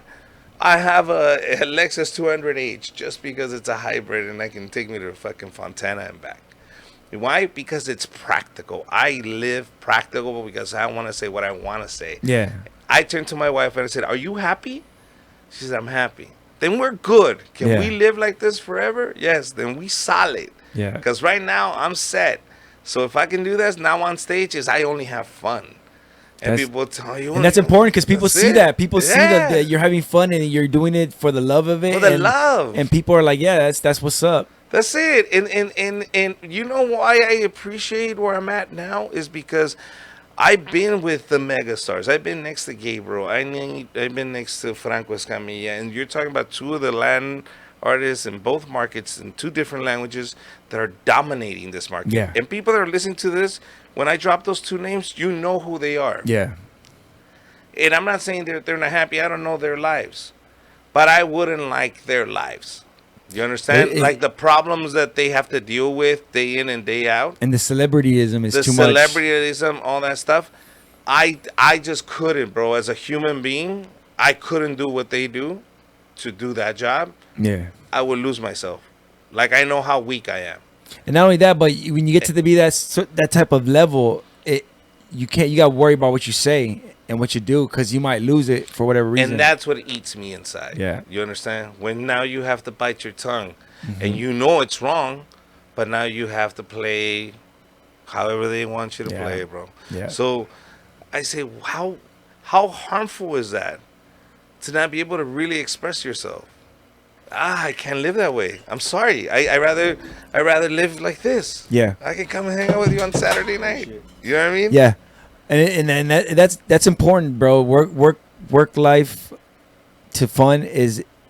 People are like always like, oh, do overtime, get that money, and you could play later. It's like, dude, I'd rather do both. I'd rather work a good amount of work and then play a good amount. You know who takes my daughter to school every morning? Who? Me. Yeah. That's who. I comb her figured. hair and I make little fucking trenzas. Are you a girl dad? Oh, bro. Are you a girl dad? Hashtag girl dad? Bro, that's it. That's when that little girl was born, I forgave the world, bro. I Okay. forgave the world. I told everybody, God bless everybody, fuck it. Maybe that's why I need a kid, so I can forgive the world. Bro, I forgave everybody because I found true love. Like true, I told myself, if I am a good person to this human being, she will give me unconditional love back if I give her unconditional. And this is pure. Me coming from a world where everything is fake, your best friends will backstab you for a fucking especially spot in the Hollywood industry. in Hollywood and all this, and you come out of that fucking shitty world and you're into the arms of a little girl that you know all she wants is a hug from daddy. Yeah. You can forgive the world, bro. Damn. And you go, I'm sorry you don't have what I have, but I have true love. So once you found true love, you're financially secure.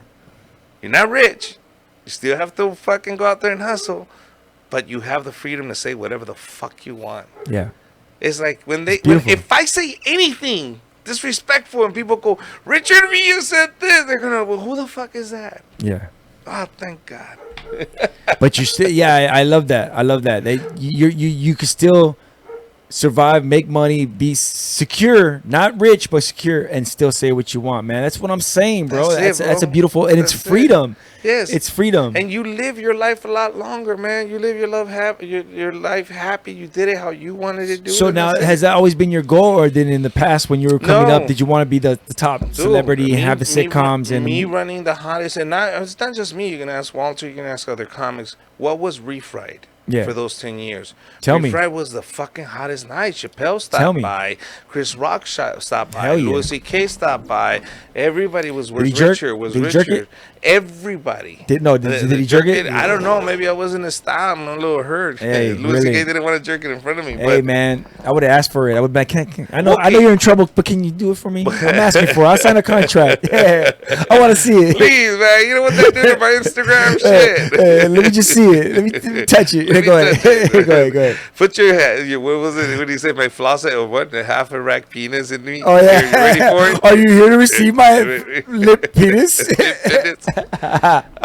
But no, bro. It's what the Comedy Store is now. I couldn't compare because there's more stars now at the Comedy Store, but it was that type of vibe. Friday nights. Everybody knew this was Robin Williams. I got to work with him there because that's beautiful. Yeah, I was there. That's dope, man. I got to see all these fucking people that I grew up admiring and just worshiping, and I lived that lifestyle. But I also didn't understand how to parlay that into something bigger. I didn't know how to work that because I was so young and naive, and I thought I got here. Yeah. Like, dude, when Chappelle comes and, hey man, can I get up? I'm like, all right. That's amazing. Yeah, he's asking me. He's I'm asking like, you. You're fucking Chappelle. Yeah. They know this is your show, though, Richard. Yeah. You promote it. This is your show. Yeah. And I was like, wow. But I was so busy and caught up in all that bullshit that, oh, you're the man. You're in Hollywood. You have the hottest night. You're this, you're that. That you forget about why you were doing it. You forget and you fall out of love, out of comedy. And you're like, oh, bro, I don't want to say the same shit again. Yeah. And it becomes that your one-hit wonder that people go, hey, do that joke. And you're like, fuck. So now, or that's all you have, and you keep repeating the same old shit you always had. So are you in the mindset that like you change your act like every year, or once it's on video or tape, you get rid of it type of deal? So Refried is popping. Refried is the fucking number one Tell me. night, and the improv makes a subtle change. Levity becomes corporate. Something's happening in the upstairs that we don't know behind the scenes. The hammer comes What year down. was that? This was 2013. Yep.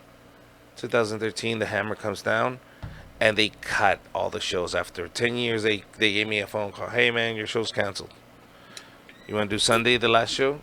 And I said, what do you mean? He says, yeah, man. Weren't you making the money? Oh, yeah. Yeah. We're making a ton of money. Everybody's making money. But this is what happened.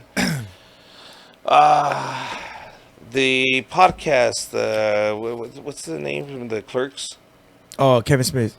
Kevin Smith? Yeah. Kevin Smith showed up to the Improv and says, I'm on Friday night's 10 o'clock show. Oh, shit. And that's my slot. And they said, yeah. I said, but dude, I'm selling it out too. Yeah, but we'd rather have that show. Damn. And they cleared the fucking shows. And the thing was, Because it's a different crowd. Because, dude, but this is the thing. We were the highest consumer of alcohol on Friday nights because it was all Latinos. And man, that night transformed. And everybody was Latino. Dude, they were talking about it in other documentaries on Showtime. And I think I posted up the clip where other big comedians were discussing Friday nights at the Hollywood Improv. Yeah. It's one of the hottest nights out there. Did they mention the name of the show? They mentioned the name of the show. Hell That's yeah. why I posted it up. That's the what's Refry up. Comedy That's Show. what's fucking us up. So Refry goes from coast to coast, man. Goes from California now to New York, Connecticut, Chicago, Texas, Denver, Colorado. Like, we're everywhere now. San Jose now. And so the show starts growing. Refry's growing. But Richard Villa doesn't. See, I'm Richard Villa, but my brand grew. And it started getting exposure everywhere. A bunch of other comedians were helping me build it. Okay. And I started I started creating a network. I wanted to feed ourselves. I wanted to connect the whole network with all the Refry shows. But this is a very ambitious dream when you have a lot of Latinos involved and a lot of egos involved. And now they can't see beyond, why am I not getting paid right now? Why? Wait, bro, where's my $5? I'm like, bro, we're thinking about fucking 10 years from now. We're going to have our own network. No, bro, why does he get to go up first? Yeah. Dude, I didn't bring anybody, and he didn't bring anybody, but he got more time. Bro, he's using my joke. Get the fuck out of here. So instead of me focusing on who Richard Villa was, Yeah. I was worried about all this other Babysitting and fucking producing and all that shit. Yeah. So I took a big, long look at myself and said, where the fuck am I? I just lost my big show at the Hollywood Improv. Now, let me ask you this real quick. If you would have not got kicked off, you think you would have kept doing it? I think I'm glad I got kicked off. You would Because eventually died out of it. When I got kicked out of the Hollywood Improv, I still had the Refry shows going. The network was still working, but we just didn't have Hollywood. But really, that's where everything came from. It's like cutting the root of the plant. It's going to die. Yeah. So I knew eventually this plant that I had, it looks beautiful still. We have a huge network. We're still making money, but it's going to die. I know that. Yeah. So in 2013, I make the decision because I did feel a little like you just kicked me out because of Latino show that That's you what just I don't feel. understand. That's what you I feel. understand? And I felt that way. I felt, and you do it in the phone call. And let me tell you, when they said you have the last 3 shows left, you have 3 shows left. I'll be honest with you, bro, and people don't know this. I told my manager at the time, if there is a Latino guy out there, I don't care if he started 2 seconds ago, that hasn't done my show at the Hollywood Improv Friday night, book them. Yeah. All the ones that we've already had, I don't want to see them. They already done this show. I want them to at least experience it once before this show's over because they're not going to be able to stand in that fucking stage that easy anymore. Yeah. And I want them to walk away going, fuck, Richard gave us that spot. And I gave them all 5 minutes, and I try to shove 20 a night. Damn. So I got able to, I felt like fucking, when Schindler's List, I was like, how many did we get in? Did we get all 20? Oh, good. Good. You know what I mean? Because it was almost like a big fuck you to the improv, too, because they expectations. They were telling me, let's go out with a bang. Let's go out with, no, fuck you. You want me to sell out the last 3 fucking shows. You don't want me to throw them under the bus. And the only reason you gave me those last 3 fucking shows is because the other fucking asshole that was coming to do his podcast wasn't ready yet. Wasn't ready yet. Yeah. So you know what? Fuck it. That's a blessing for the comics that hasn't done a fucking stage. So I booked all the fucking open rookies, dude. Okay. They were blown away. They were like, oh my God, we're doing the Hollywood Improv. Oh my God, oh my God. They brought their families, everywhere. I was like, great. Let them enjoy it. And I didn't even show up for the last 3 shows. Wow. Because I didn't want them to thank me. Well, yeah.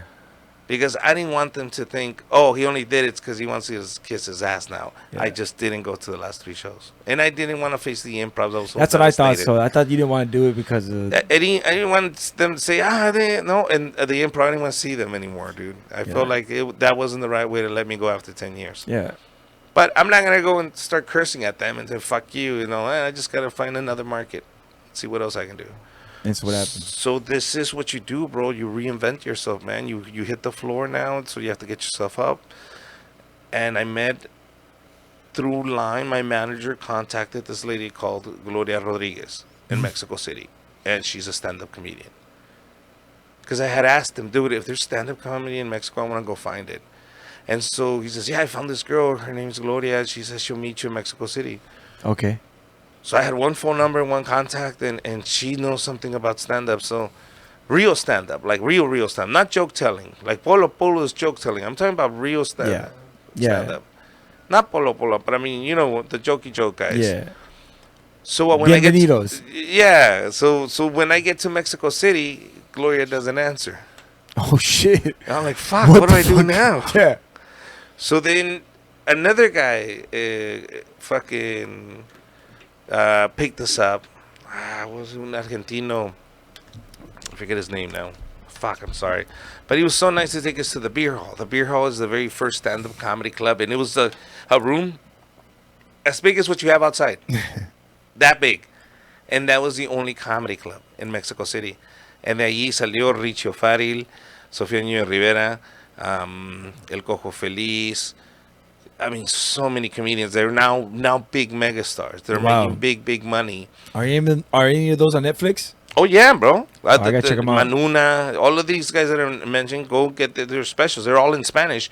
But I was there at the birth of this. So when I get there, I look at everything that's around me. I go, I'm taking this to the fucking U.S. I'm going to go shove this down the improv's throat, and I'm going to show them the Latino market is still alive. Hell yeah. And I brought them all back, bro. I started yeah. bringing Tres Tigres, Franco Escamilla. I started booking them at the improvs. And now they saw Luis de Alba, and now we're selling out everywhere. And Spanish comedy became this big phenomenon that now everybody's like, oh, shit, where did it come from? It came from 8 years ago, motherfucker, when I brought it here. You understand? That's where it comes from. Nobody fucking... Now that the improv believes in it, of course they're going to release dates to Felipe Esparza and say, of course, what Spanish nights would you want to do? Why? I proved to them that this would sell. If Felipe would have came on his own with me not doing anything, they would say, are you crazy? Who the fuck's going to come see you speak Spanish? Okay. Do you understand the concept? Like, I'm a business owner. Nobody's ever done a Spanish show here. What makes you think that I'm going to give you a night so you can do a Spanish show when it's never been proven? No, you're not going to get Spanish shows. I mean, they'll let you do it if they're hurting, but I guess they weren't hurting. But why would I want to book you if I know you do great in English? Why do you want to do a Spanish one? That's true. I just want to make money. Do you understand? Yeah. I don't want to risk it. If I know I can sell Friday night, so okay, if you want to do your Spanish shit, let's do it on Sunday. No, I want to do it Saturday. No, because you're gonna fuck up my sales. You understand? I need you to fucking do English. Okay. So Felipe goes, fuck, man, I want to do Saturday. I want to give this a fucking fighting chance. No, because it's my spot. And you're not going to sell any fucking tickets with your fucking Spanish shit. Do you understand? And then what happened? So, okay, that's what would have happened. Yeah. But because I came in and I said, can I please have a shitty Sunday at 2 in the afternoon? You proved it. And we sold it the fuck out for $45 a ticket. Wow. They're like, who the fuck sells this?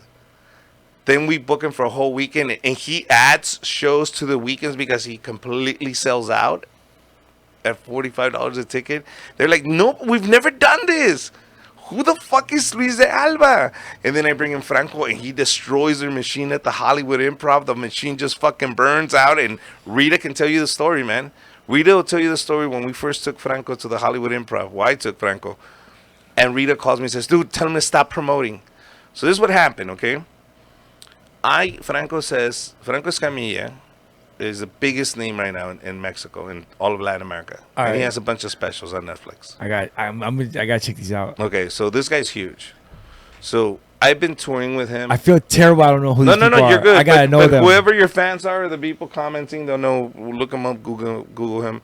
He just did Mr. Iglesias. All He right. just did Mr. Iglesias with Gabriel Iglesias. So if they want to see him too, so that's what we're talking about, the magnitude of artists. Okay. So he, what was it? What was it? Fuck, I'm Talking about Franco. Franco. Yeah. And what else? What else? What do you mean? What else? I was telling you a point. Fuck. That weed is good. That weed is good, but I'm fucking worse right now. I'm thinking. No, but you were talking about the improv and that he came in, the machine was breaking. The breaking of the machine. Yeah, That's what we're okay. talking I didn't know. about. I didn't know which part you were talking about. Yeah, the machine's broken. So the way it was is, he said, "Hey Richard, we're touring," and he said, "Can you book me a night at the Hollywood Improv?" Okay. I said, "Drew, I think that'd be awesome. That would prove to them the Spanish works too there." So I told Rita, "Can I have a night?" She said, "Okay, I'll give you Friday." I said, "Okay, great. Thank you for Friday. Got it. 10 o'clock show. All right, just one show. Yeah."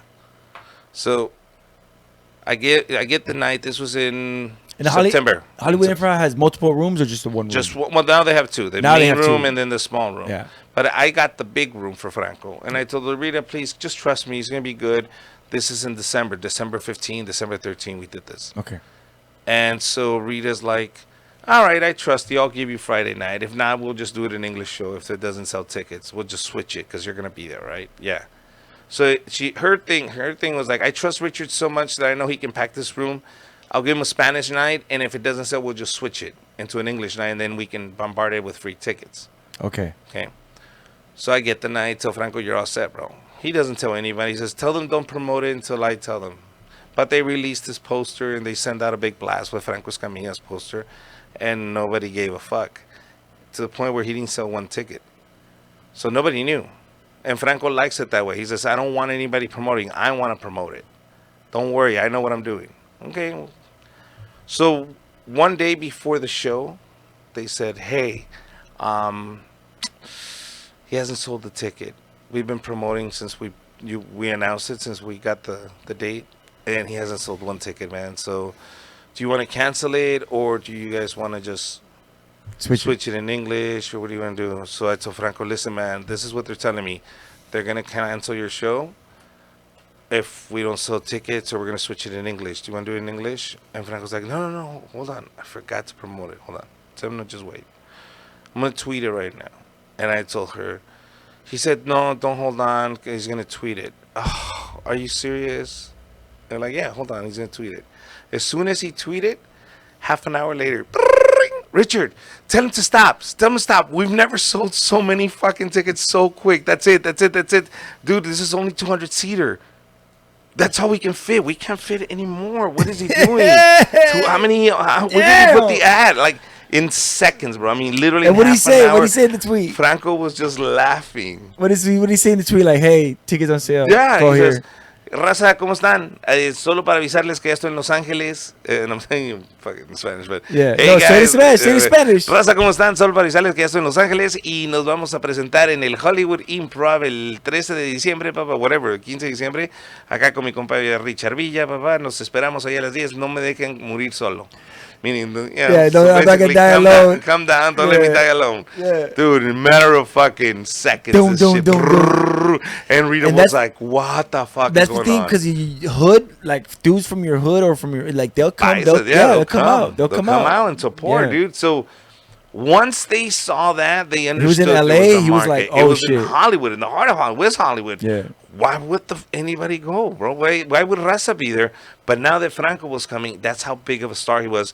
But even then, nobody was pushing Franco in that direction but me. And now that I made them believers, it becomes home to a show like Trifecta that's happening on February 4th at the Hollywood Improv. Check it out.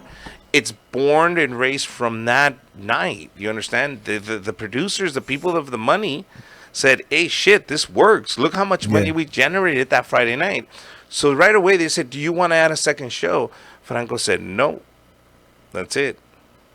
I just want one show.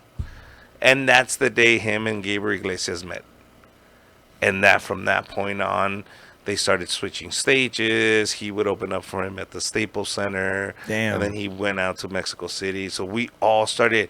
I was with them, traveling with them all over the country with Franco. So you worked a lot with Felipe and we all came up. Yeah. We all No, came up. I know you came up, but did you? I mean, so you guys worked together then? Who? You and Felipe? No, we don't work together. No. With Felipe is he just had it against me. That's what I. And calls me a thief and Oh, shit, calls I me didn't all know that that. stuff. I don't know who he is now. I can only tell you what he used to say before. Yeah. But for me, is smoking. Yeah. Well, for me now, I kind of go, well, good for you, bro. Like I don't need you and you don't need me. Well, what made you call you the thief? Because I didn't hear about that. Oh, bro, because of anything. But I've heard he's a thief. You know what I mean? Oh, so shit. who's really saying the truth? So if that's the point, like anything, my material became so personal now. So if you say I'm a thief, Yeah. then me and you have to sit around with my mom and my family to explain why the fuck am I stealing somebody else's shit. Yeah. Because this is all my lifestyle. When you see me on stage now, it's completely my life. I tell you my life story and almost like a one-man show, but it's a comedy. Yeah. And that's my style now. Why? Because if I tell you anything about anybody else, you're going to get fucking offended. And that's how I start my fucking shows now. I tell people, listen up. The stories I'm about to tell you, the people involved are dead now. Yeah. So don't worry about it. Let it go. Second, if you get offended with my fucking story, then you're an idiot. Go get your own fucking life and do your own stories. This happened to me. I'm just telling you what happened to me. And I couldn't control it. This was my faith. Okay, idiots? Here we go. And who are you insulting then? And well, nobody at that point. But what in the earlier, like late 90s and early 2000s, I think a lot of people were like, I don't want to say stealing jokes, but having the same premises, same punchlines type of deal. And you know about the whole Rogan and Carlos Mencia at the end. And there's a bunch of other comedians too that have been accused of doing other things, even to this day. But I think nowadays more comedians are authentic because the internet exposes people quicker, and a lot of people are doing, like you say, that style, like personal comedy. Like you don't see a lot of jokey jokes anymore. It's all personal shit, stories, and It has to be. yeah, It has to be hits to more. be unique. Yeah. To be different. Okay, so that's who you are. That's your persona. That's what you do. But that's what I'm saying. And it's so ridiculous, bro, because I've known people that lost friendships for a joke. And I'm like, really? So for me, I don't take it personal. I go, fuck it, whatever, dude. But it's so, how can I say it? Trivial? Or so simple, like really, bro. Trivial, We're gonna get into this. Yeah. Like if I It's can, very childish. if very childish. If somebody comes to me and says, "Hey, that's my joke," you can have it, bro. Don't worry, I'll Yeah. never do it again. Yeah. And that person goes, "No, fuck you. That was my joke, dude. I already said it. Okay, it's yours." No, why would you fucking steal my... Bro, are you really gonna ruin a fucking 12-year relationship, a friendship for a fucking joke? Yeah. I already told you I'm not gonna do it. No, but you're a piece of shit. Dude, really? All right, then fuck you. Go fuck yourself, all right? And that happened, and it's like... and that used to happen a lot in high school, where you'd be like, "Yo, that's my style. Why you jocking my style?" Exactly. Or somebody, you bit my rap. Yeah. So how many rappers... Has anybody called you a hack, or has anybody called you biting shit, you fucking that fooling shit?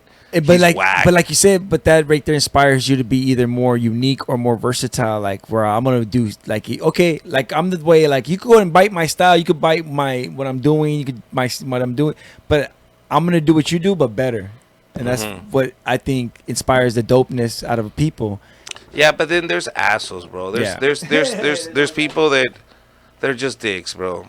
Like Felipe and some of these other guys, they did some fucked up shit that they don't remember because they don't care, because they're like, well, it happened a long time ago, bro. You still remember that? Yeah, motherfucker, it didn't happen to you. It happened to me. You know what I mean? What they do? No, like, for example, like when I first met them, nobody would book me. So right away, a month into comedy in my career, I said, fuck it, I'm going to open up my own spot. I booked get a bowling alley, and I told them, hey, man, can I borrow your bar? And I want to do a comedy show.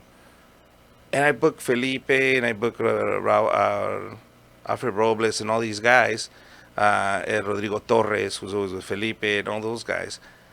And I booked him on the show, and I get paid tickets at the door. And this is me a month into comedy, bro. I'm just thinking, fuck it, this is my way in. I guess I gotta pay my dues, and I'm gonna put on the show, and I'm gonna pay these guys.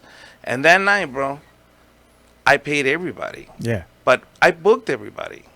And I asked them, how much do you charge? And they gave me their price, and I booked Felipe, and I booked him to the bowling alley. It's my first night, bro, my first comedy show. So I invite my mom, everybody's there, my girlfriend's there, everybody's cool. And I go up, and I'm doing my material, bro. And they're screaming shit at me, bro. I'm like, dude.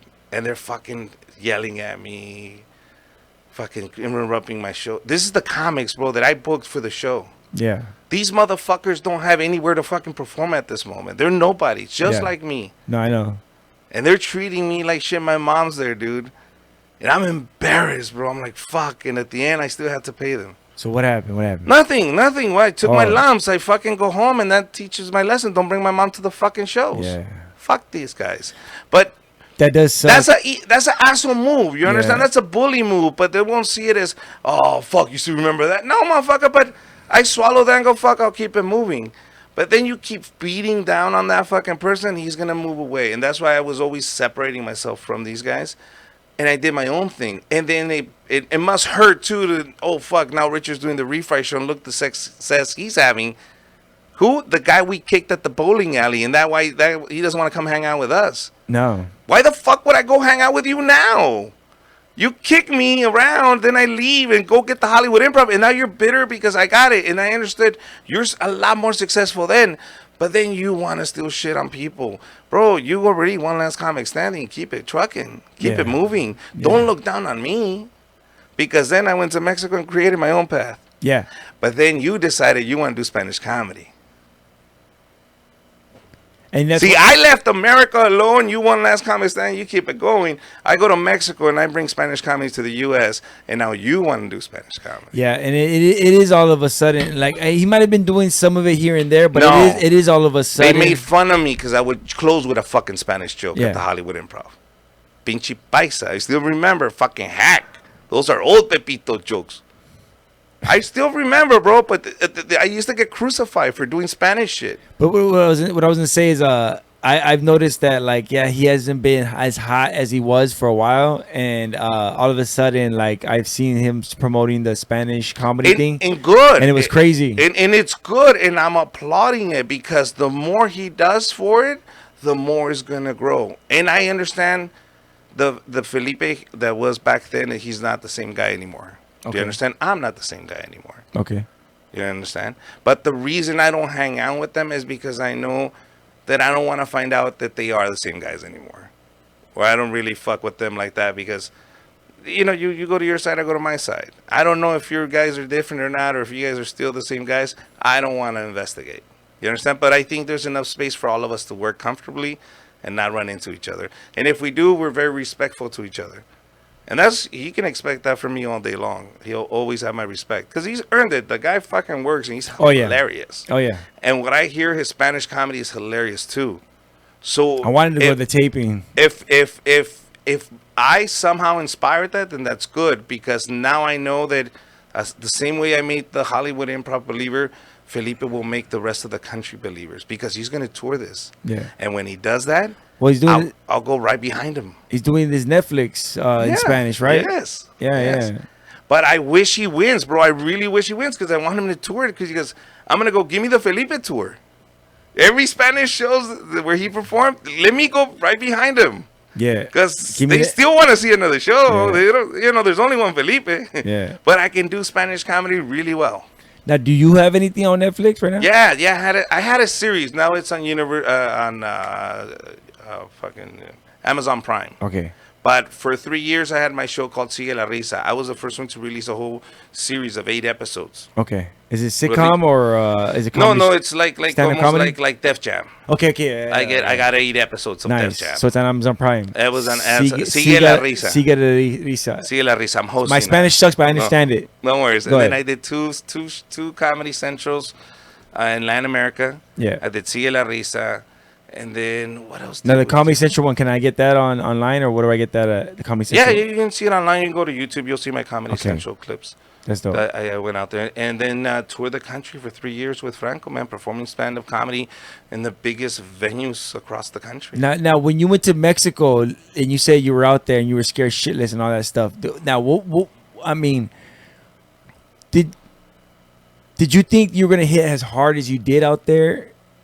Because I mean, you said that you blew up out there really fast, right? Oh yeah, and it was thanks to It was different over there than over here. They blew up easier and faster. yeah, it was really quick to get on TV. It was really because it was so new. So when I showed up, it was so new that these guys that were just coming up. And I've not to interrupt you, but I've heard this, like, not the exact version. I'm saying this is yours, but I've heard people say that about Asia and about Australia too. That when these like comedians were there, it was easy and people were hungry for it. Was it the same experience for you? Same thing. Yeah. Because they come in, and I'm coming in at 17 years of experience, and I've been practicing Spanish comedy as much as I could while I was in the U.S. So when I get to Mexico City, it wasn't new to me. I was always dabbing into it or doing, multiple shows in Spanish and stuff like that with Mundos, doing man on the street stuff in Spanish. So I always had that niche to be able to do it both ways.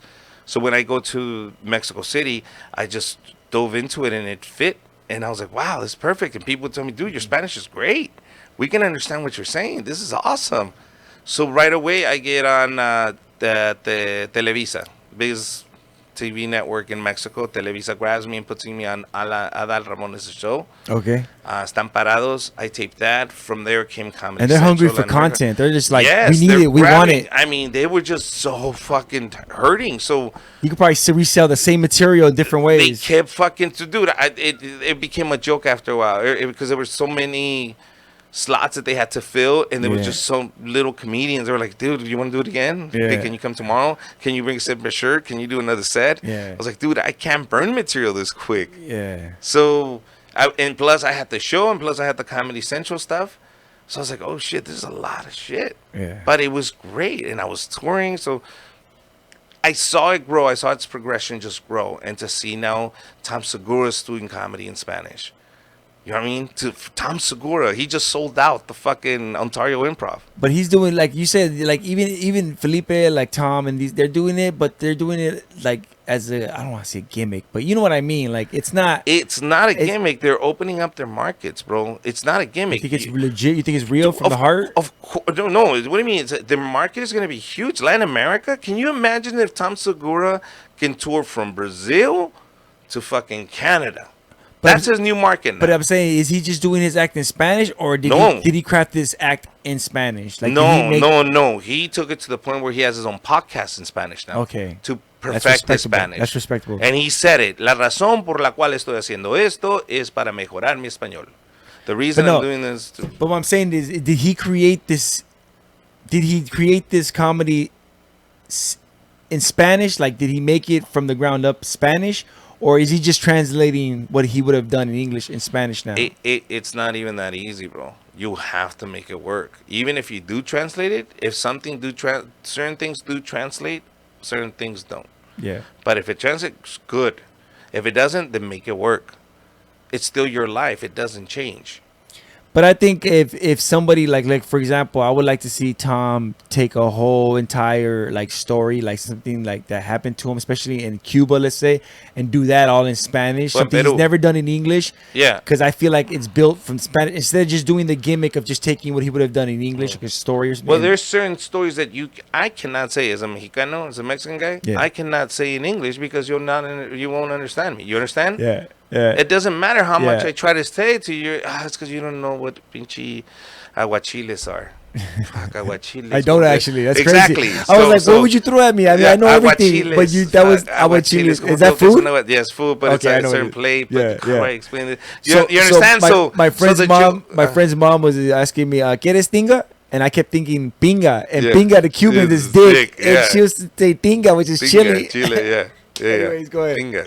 I was like, hell no, I don't want that shit. Yeah. Go ahead. So, but you understand? So, certain jokes won't. So, some will, some don't. But it's his skill of comedy and how he can produce it in Spanish that makes it a special skill. Yeah. And I hear Felipe is doing great with it now. Like he's killing it. That's what I heard when he was practicing it. So, good for him. See, I can see Felipe coming up with a whole act in Spanish that's dope. Yeah. But I just know like other comedians, maybe like Eddie If, where he'll just learn a language. I mean, he knows the language, he'll learn it like inside and out, but then he'll do the same act but in their language, and it's like it's not really the same. You're just doing it. You're acting. What Different do you mean language. it's not the same? It's still the same artist. It's like you're Madonna, but you sing it in 4 different languages. But I would rather you create that act for Germany in Germany. You know what I mean? No, because then you're just catering to that market. Let them cater to you. If they're gonna love you, okay, you just did it in Spanish. That doesn't That's a mean good that point. That's a very good point. relate I can't to argue you. that. I You can't argue that. understand? Yeah. So just because they, you know, your point of view coming to the U.S. can be different as a Mexican, going like, you know, why don't you hit your women? Why do you let them talk back to you? Wait a minute, you don't hit your you're women? doing, no, but if you're Oh. making jokes and you're doing monologues Yeah. about making fun of gay people and hitting your mom, I mean, not your mom, your wife, and being, you know, unfaithful and all this stuff, and it works great in Mexico because the culture's still used to it, and then you bring it to the U.S. with the whole fucking Me Too movement, your material is shit. Yeah. Do you understand? But that's who you are. So you got to be able to transcend more than that. Your material has to be so personal that it's universal. Yeah, that's a good point. That's a good point. I didn't think about that. I was more about the authenticity, but it's What not. authenticity is his story. But no, I was supposed to say I was looking at but you gave me a different version of authenticity, and that makes sense. That makes sense. Yeah. We got a few more minutes because I don't want to keep you here too long, and my wife is probably inside thinking, "What the Pissed. fuck?" Nah, just kidding. But I wanted to. I definitely don't want to keep you here too long. Plus, you know what's up? Fuck the game. But I wanted to ask you. So what happened after the whole? You came back from Mexico. You were a big fish in a small. Now I want to. That reminds me.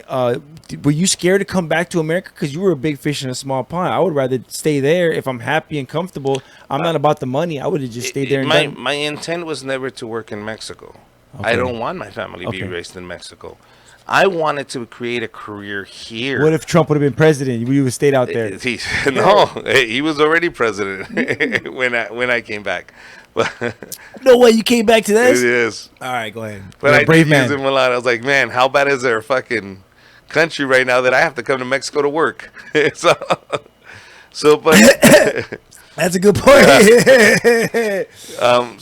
But no, man. My whole intent was never to do it in Mexico. My whole intent was like, let me see the product. Yeah. And I saw the performers, and I said, wow, they're all fucking phenomenal. And I brought them. I was bringing them over, meaning I started bringing all these Mexican comedians to the improvs because I knew they had so many clubs that I can put together tours for them. Yeah. So because I wanted them to open up that market. So when Tom Segura opens it up and all these other comedians, it makes my job a lot easier because I don't want to do Spanish comedy in Mexico. I want to do tours in the U.S. in Spanish. You understand? I want to get paid in dollars. I don't want to be scared because I'm driving from Sinaloa to Michoacan in some fucking dirt road that I'm going to get hijacked just because I want to do Spanish comedy. I don't want to do comedy in a palenque and I have to turn around every fucking other second because it's a circle.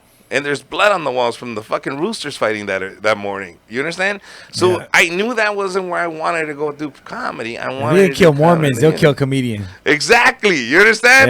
Yeah, So for real. now that all of these guys are doing all these comedians, I'm super stoked, man. That's why I promote the trifecta. I promote Jesus Trejo, all of these Fabricio, all of these Francisco Ramos. They're all doing Spanish comedy now. And it's going to allow me to be able to do Spanish comedy all over the U.S. now without having to leave this beautiful country.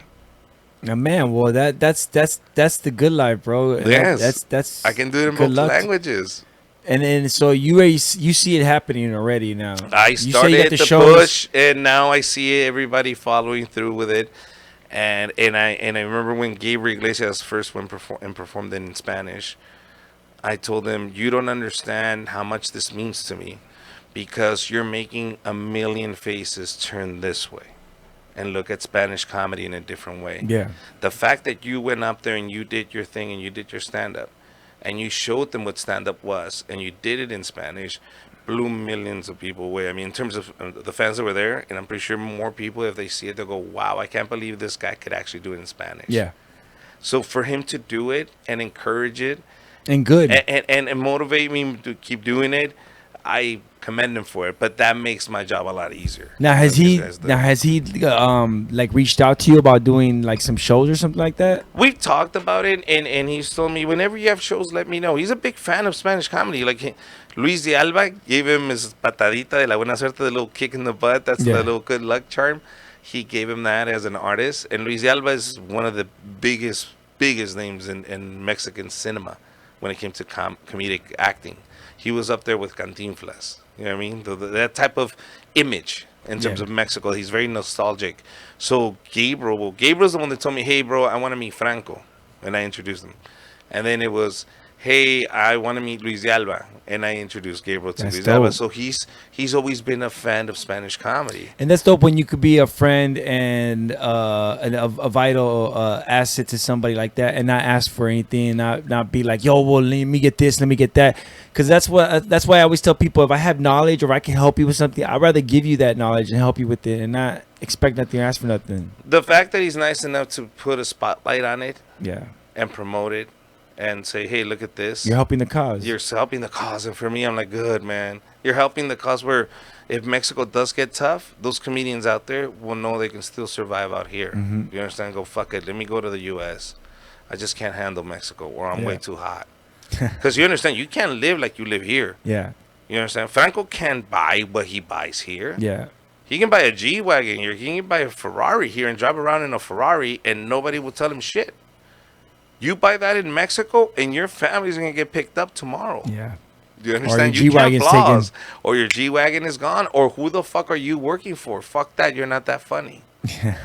It's true, bro. Are you? Let me test you. Let me see, motherfucker. Say a joke. Okay, and then the government goes, oh, well, how much money are you making that you can fucking buy a Ferrari? Yeah, well, let me I get a don't piece of win- that. Yeah, let me see where you're hiding your money now. Yeah. See what I mean? So it's really tough and very corrupt. So a lot of these Latino comics, this market that I created a long time ago or started building, and thanks to all these other comedians, now they're gonna have a home.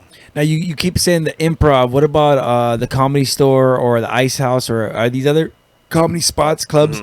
Haha, I think in North Hollywood, are they allowing the Spanish comedy to expand? They saw what the Hollywood Improv did, and they saw what the Improvs did, and of course they're all dying to do more. Because I know Comedy Store back in the days had theme nights, but I'm not too sure now. Yeah, Comedy Store. Yeah, and they had the Spanish nights when they had him there Yeah. at the Comedy Store too, but they didn't know how to promote them the right way, and they didn't bring the right artists. Mhm. So they, and me being one of them, by the way, it's not all their fault. I mean, it's just a certain way you have to promote these Yeah. shows. You have to also bring some hook, somebody that's gonna draw.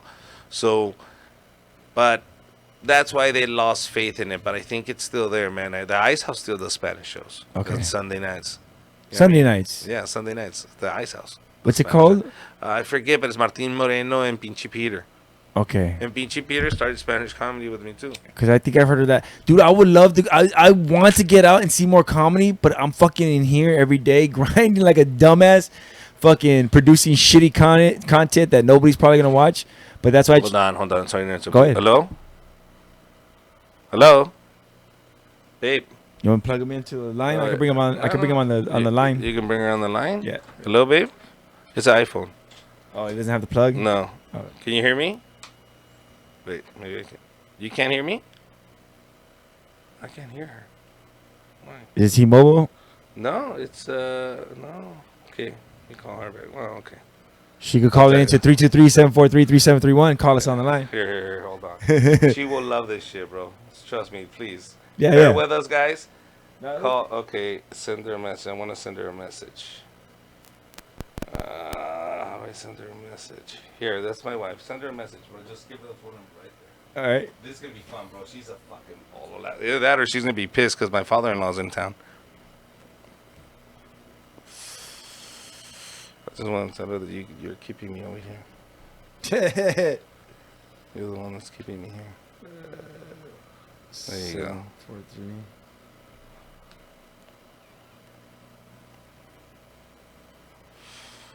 All right. All right, you send it to her? I think so. I hope that's her. Okay, that's Luis de Alba, by the way, the big Mexican comedian that I was talking to you about. That's the... Hey, Ralph. Carl from Agora here. All right, I'm going to put my money where your balls are. Blank No, it's not her. There you go. Hello. ¿Qué pasó, papá? ¿Qué pasó, mamá? Estoy aquí What con Dre. What happened to your phone? I have it right here. Nomás que no se oye aquí adentro, so I told him to call the show. You're actually being recorded on the podcast right now as we speak. Oh, I'm being recorded? Yes. Welcome to the podcast. I'm JD all day. All right, guys. Well, Hi. let's talk later. I told him, yeah. I told him, come with me, bro. Come on, tell her to call in, because I don't want her to scream at me. Come with me. Sorry, I'm keeping him here at gunpoint. Sorry. He's forcing. All right, I'm just calling to let you know that I'm winning at Remy. Huh? By one. I'm winning at Remy. By one. Okay. And then Ralph's in lingerie and he's in bed. Oh shit. He said what? Ralph's in lingerie. Ralph's in lingerie. Ralph's in lingerie. I don't know who Ralph is, but he sounds sexy. Oh, he said that's my brother-in-law. He is not sexy, bro. He is not sexy. He looks like the aliens in Men in Black that are drinking coffee. Hey, that's what he but looks that's like. funny because that's what I'm into. So okay, fuck it. Oh, Lordy. Lord. Okay, mama. Thanks for ya coming. ya voy para allá, okay? I'll see you in a No, minute. take your time. All right, I'll see you later. All right, bye. Bye, guys. Bye. Thanks for calling. Crazy. Well, with that said, Canvas, your balls. I use that podcast to test the fucking audio because it's ghetto here, man. It looks nice, but I put it together. I hold it together with sticks and gum. Bro, this is awesome. Hey, thank you, man. We try our best. We try to make it fun and interesting for people that want to come because you could be anywhere or you could go anywhere, but I want you to think about this place and remember this spot. That's how I feel when you come in here. I want to come back. Yeah, come back, but not on my face. No. Go ahead. No. I wanted to perform, dude. I want to do a show. I want you to see this Crack at 10. Okay. Because I think if you see it, you realize what I'm talking about. Because comedians that haven't seen me in years, see me perform this now, and they go, "Wow, come here. Can I talk to you? Wow, I haven't." That's completely night and day of what I used to do. And the reason I talk about Crack at 10, selling crack with my dad, is because now my mom confessed to it. Meaning, I sat her one day, I fucking opened up a camera, we started recording. I said, "Mom, can I ask you these questions?" And she said, "Sure." And I started asking her, and she said, "Don't worry about it. Everybody's dead. Now we can talk about it." And I was like, fuck, that makes sense. So I added it to the show, and now I freely talk about my upbringing in Compton, selling drugs. And so when people hear the story, they're fucking fascinated. They go, "Wow, dude, I can't believe you did that, or your parents did that." And then my mom smuggling illegals, how we had a holding house, like the whole thing. My dad running a prostitution ring. And I mean, damn, that's fucking nuts. It's so people go, "Wow, I can't believe you're talking about this." I said, "I can because my mom now said it on camera, so I can replay that back to you and say, this is what my mom said." Yeah. Like, what do you want me to tell you? This is legit. This is what I lived, and this is what my mom said. No, I get it, man. Like, she starts with, "Ricardo empezó a vender drogas con su papá a los 10 años." And I stop the video and I go, "My name is Ricardo." You know what I mean? So you play a video while you're doing the show? At the beginning of my show, I play a video of my mom saying, "Ricardo empezó a vender drogas a los 10 años." And then I freeze it. And then I come out and I go, "My name is Ricardo." And how many times have you done this show? I just put it together. I've done it maybe 3 times. But Okay. I put it together this year because this is my new hour. Yeah. So I already recorded my last hour that I was going to do all my jokey jokes, all that stuff. If you want to see all my own stuff, it's in that. But from this point on, this is all I'm doing. I'm just doing real life storytelling. And then when I'm done with my life, I want to start getting to know other people. Like, I want to interview you, get to know your story, and then I'll tell stories about you. I tell you, I met a guy, and he told me this happened. And then I'll tell people stories about, not me, it's that guy. If you're mad, go tell him, because this is what he told me. You understand? That's I want my material that I would have to interact with very interesting people. But wouldn't that be like stealing somebody's material? You're stealing my story? I'm giving them your story. Yeah, You're not a comic. Yeah. What I'm saying is, you told me a crazy story about your dad. Yeah. Right? And I say, okay, my buddy Dre, dude, he did this and this and his dad did this and this and this, that. Now I made you infamous. They come to you and go, "Did your dad really do that?" Yeah. Now, if you want fucking give interviews and be famous off of that, then congratulations, I just made you famous. If you want to fucking not say shit, then it'll go nowhere. Nobody gives a fuck about you. Yeah. Do you understand? You choose. That sounds like. And I'm not taking your story away. I'm not saying this happened to me. I'm saying this happened to him. A guy that I know that I did a podcast It also sounds like you're burning the spot too. No. Well, I mean, the guy has to agree that I'm I just can tell giving you the a hard story. time. I know. But you understand? But no, definitely we could definitely. First of all, I definitely love to have you back on the show whenever you have time. I know you're busy and shit. And second, we could definitely talk about doing some sort of show or everything. If I could work with you on the time or this venue, this spot. The reason why I have so many shows and everything to begin with is because I have resources and equipment, and I like to share it and provide it to other people that have an idea or have something, and I can help them out. And I just love doing it to do it, just because that's what I do, and I appreciate it. But thanks for coming out, dude. I appreciate you being here. Tell people people get a hold of you, Richard. Just at Richard Comedy in every. The homie IMUR says my name is Richard. He put his hands up. My name is Richard. Bam! Those drugs. My name is Richard. All right, where can people get a hold of you at, man? Just at Richard Comedy. You can find me at all my social platforms or www.richardcomedy.com. No, I'm sorry, richardviacomedy.com. That's dope. And me, I'm Dre Day all day. Get me on www.superaudionetwork.com. You catch past episodes. You can catch everything, Instagram, Facebook, and all that shit. One place you could get some merch, but I know you don't want none of that shit. And you could get tickets for the next Unopen Mic on the website. Speaking of Unopen Mic, next Saturday is our Unopen Mic number 5. 5th one. I can't believe we're doing this again. We got Double the Comedians. We got Camacho's Mobile Bar. We got the Sweet Life Extracts, Tacos de la Scum, and Hustle the Vision is providing free joints for everybody. You get a free drink, joint, and a dab with your ticket. Come through, but it's sold out. So sorry, but you can watch it live on the website. Check out all the dope comedians: George Wang, Walter Reyes, John Little, Johnny Rock. I'm forgetting some people. I'm sorry. Everybody's dope. Check out the flyer. It's gonna be sick. Next Saturday at 9 p.m. Check it out. Super Bowl, bro. What's your 49ers. 49ers? I'm not a, you want to put some money on fan. it? Huh? Want to put $1 on it?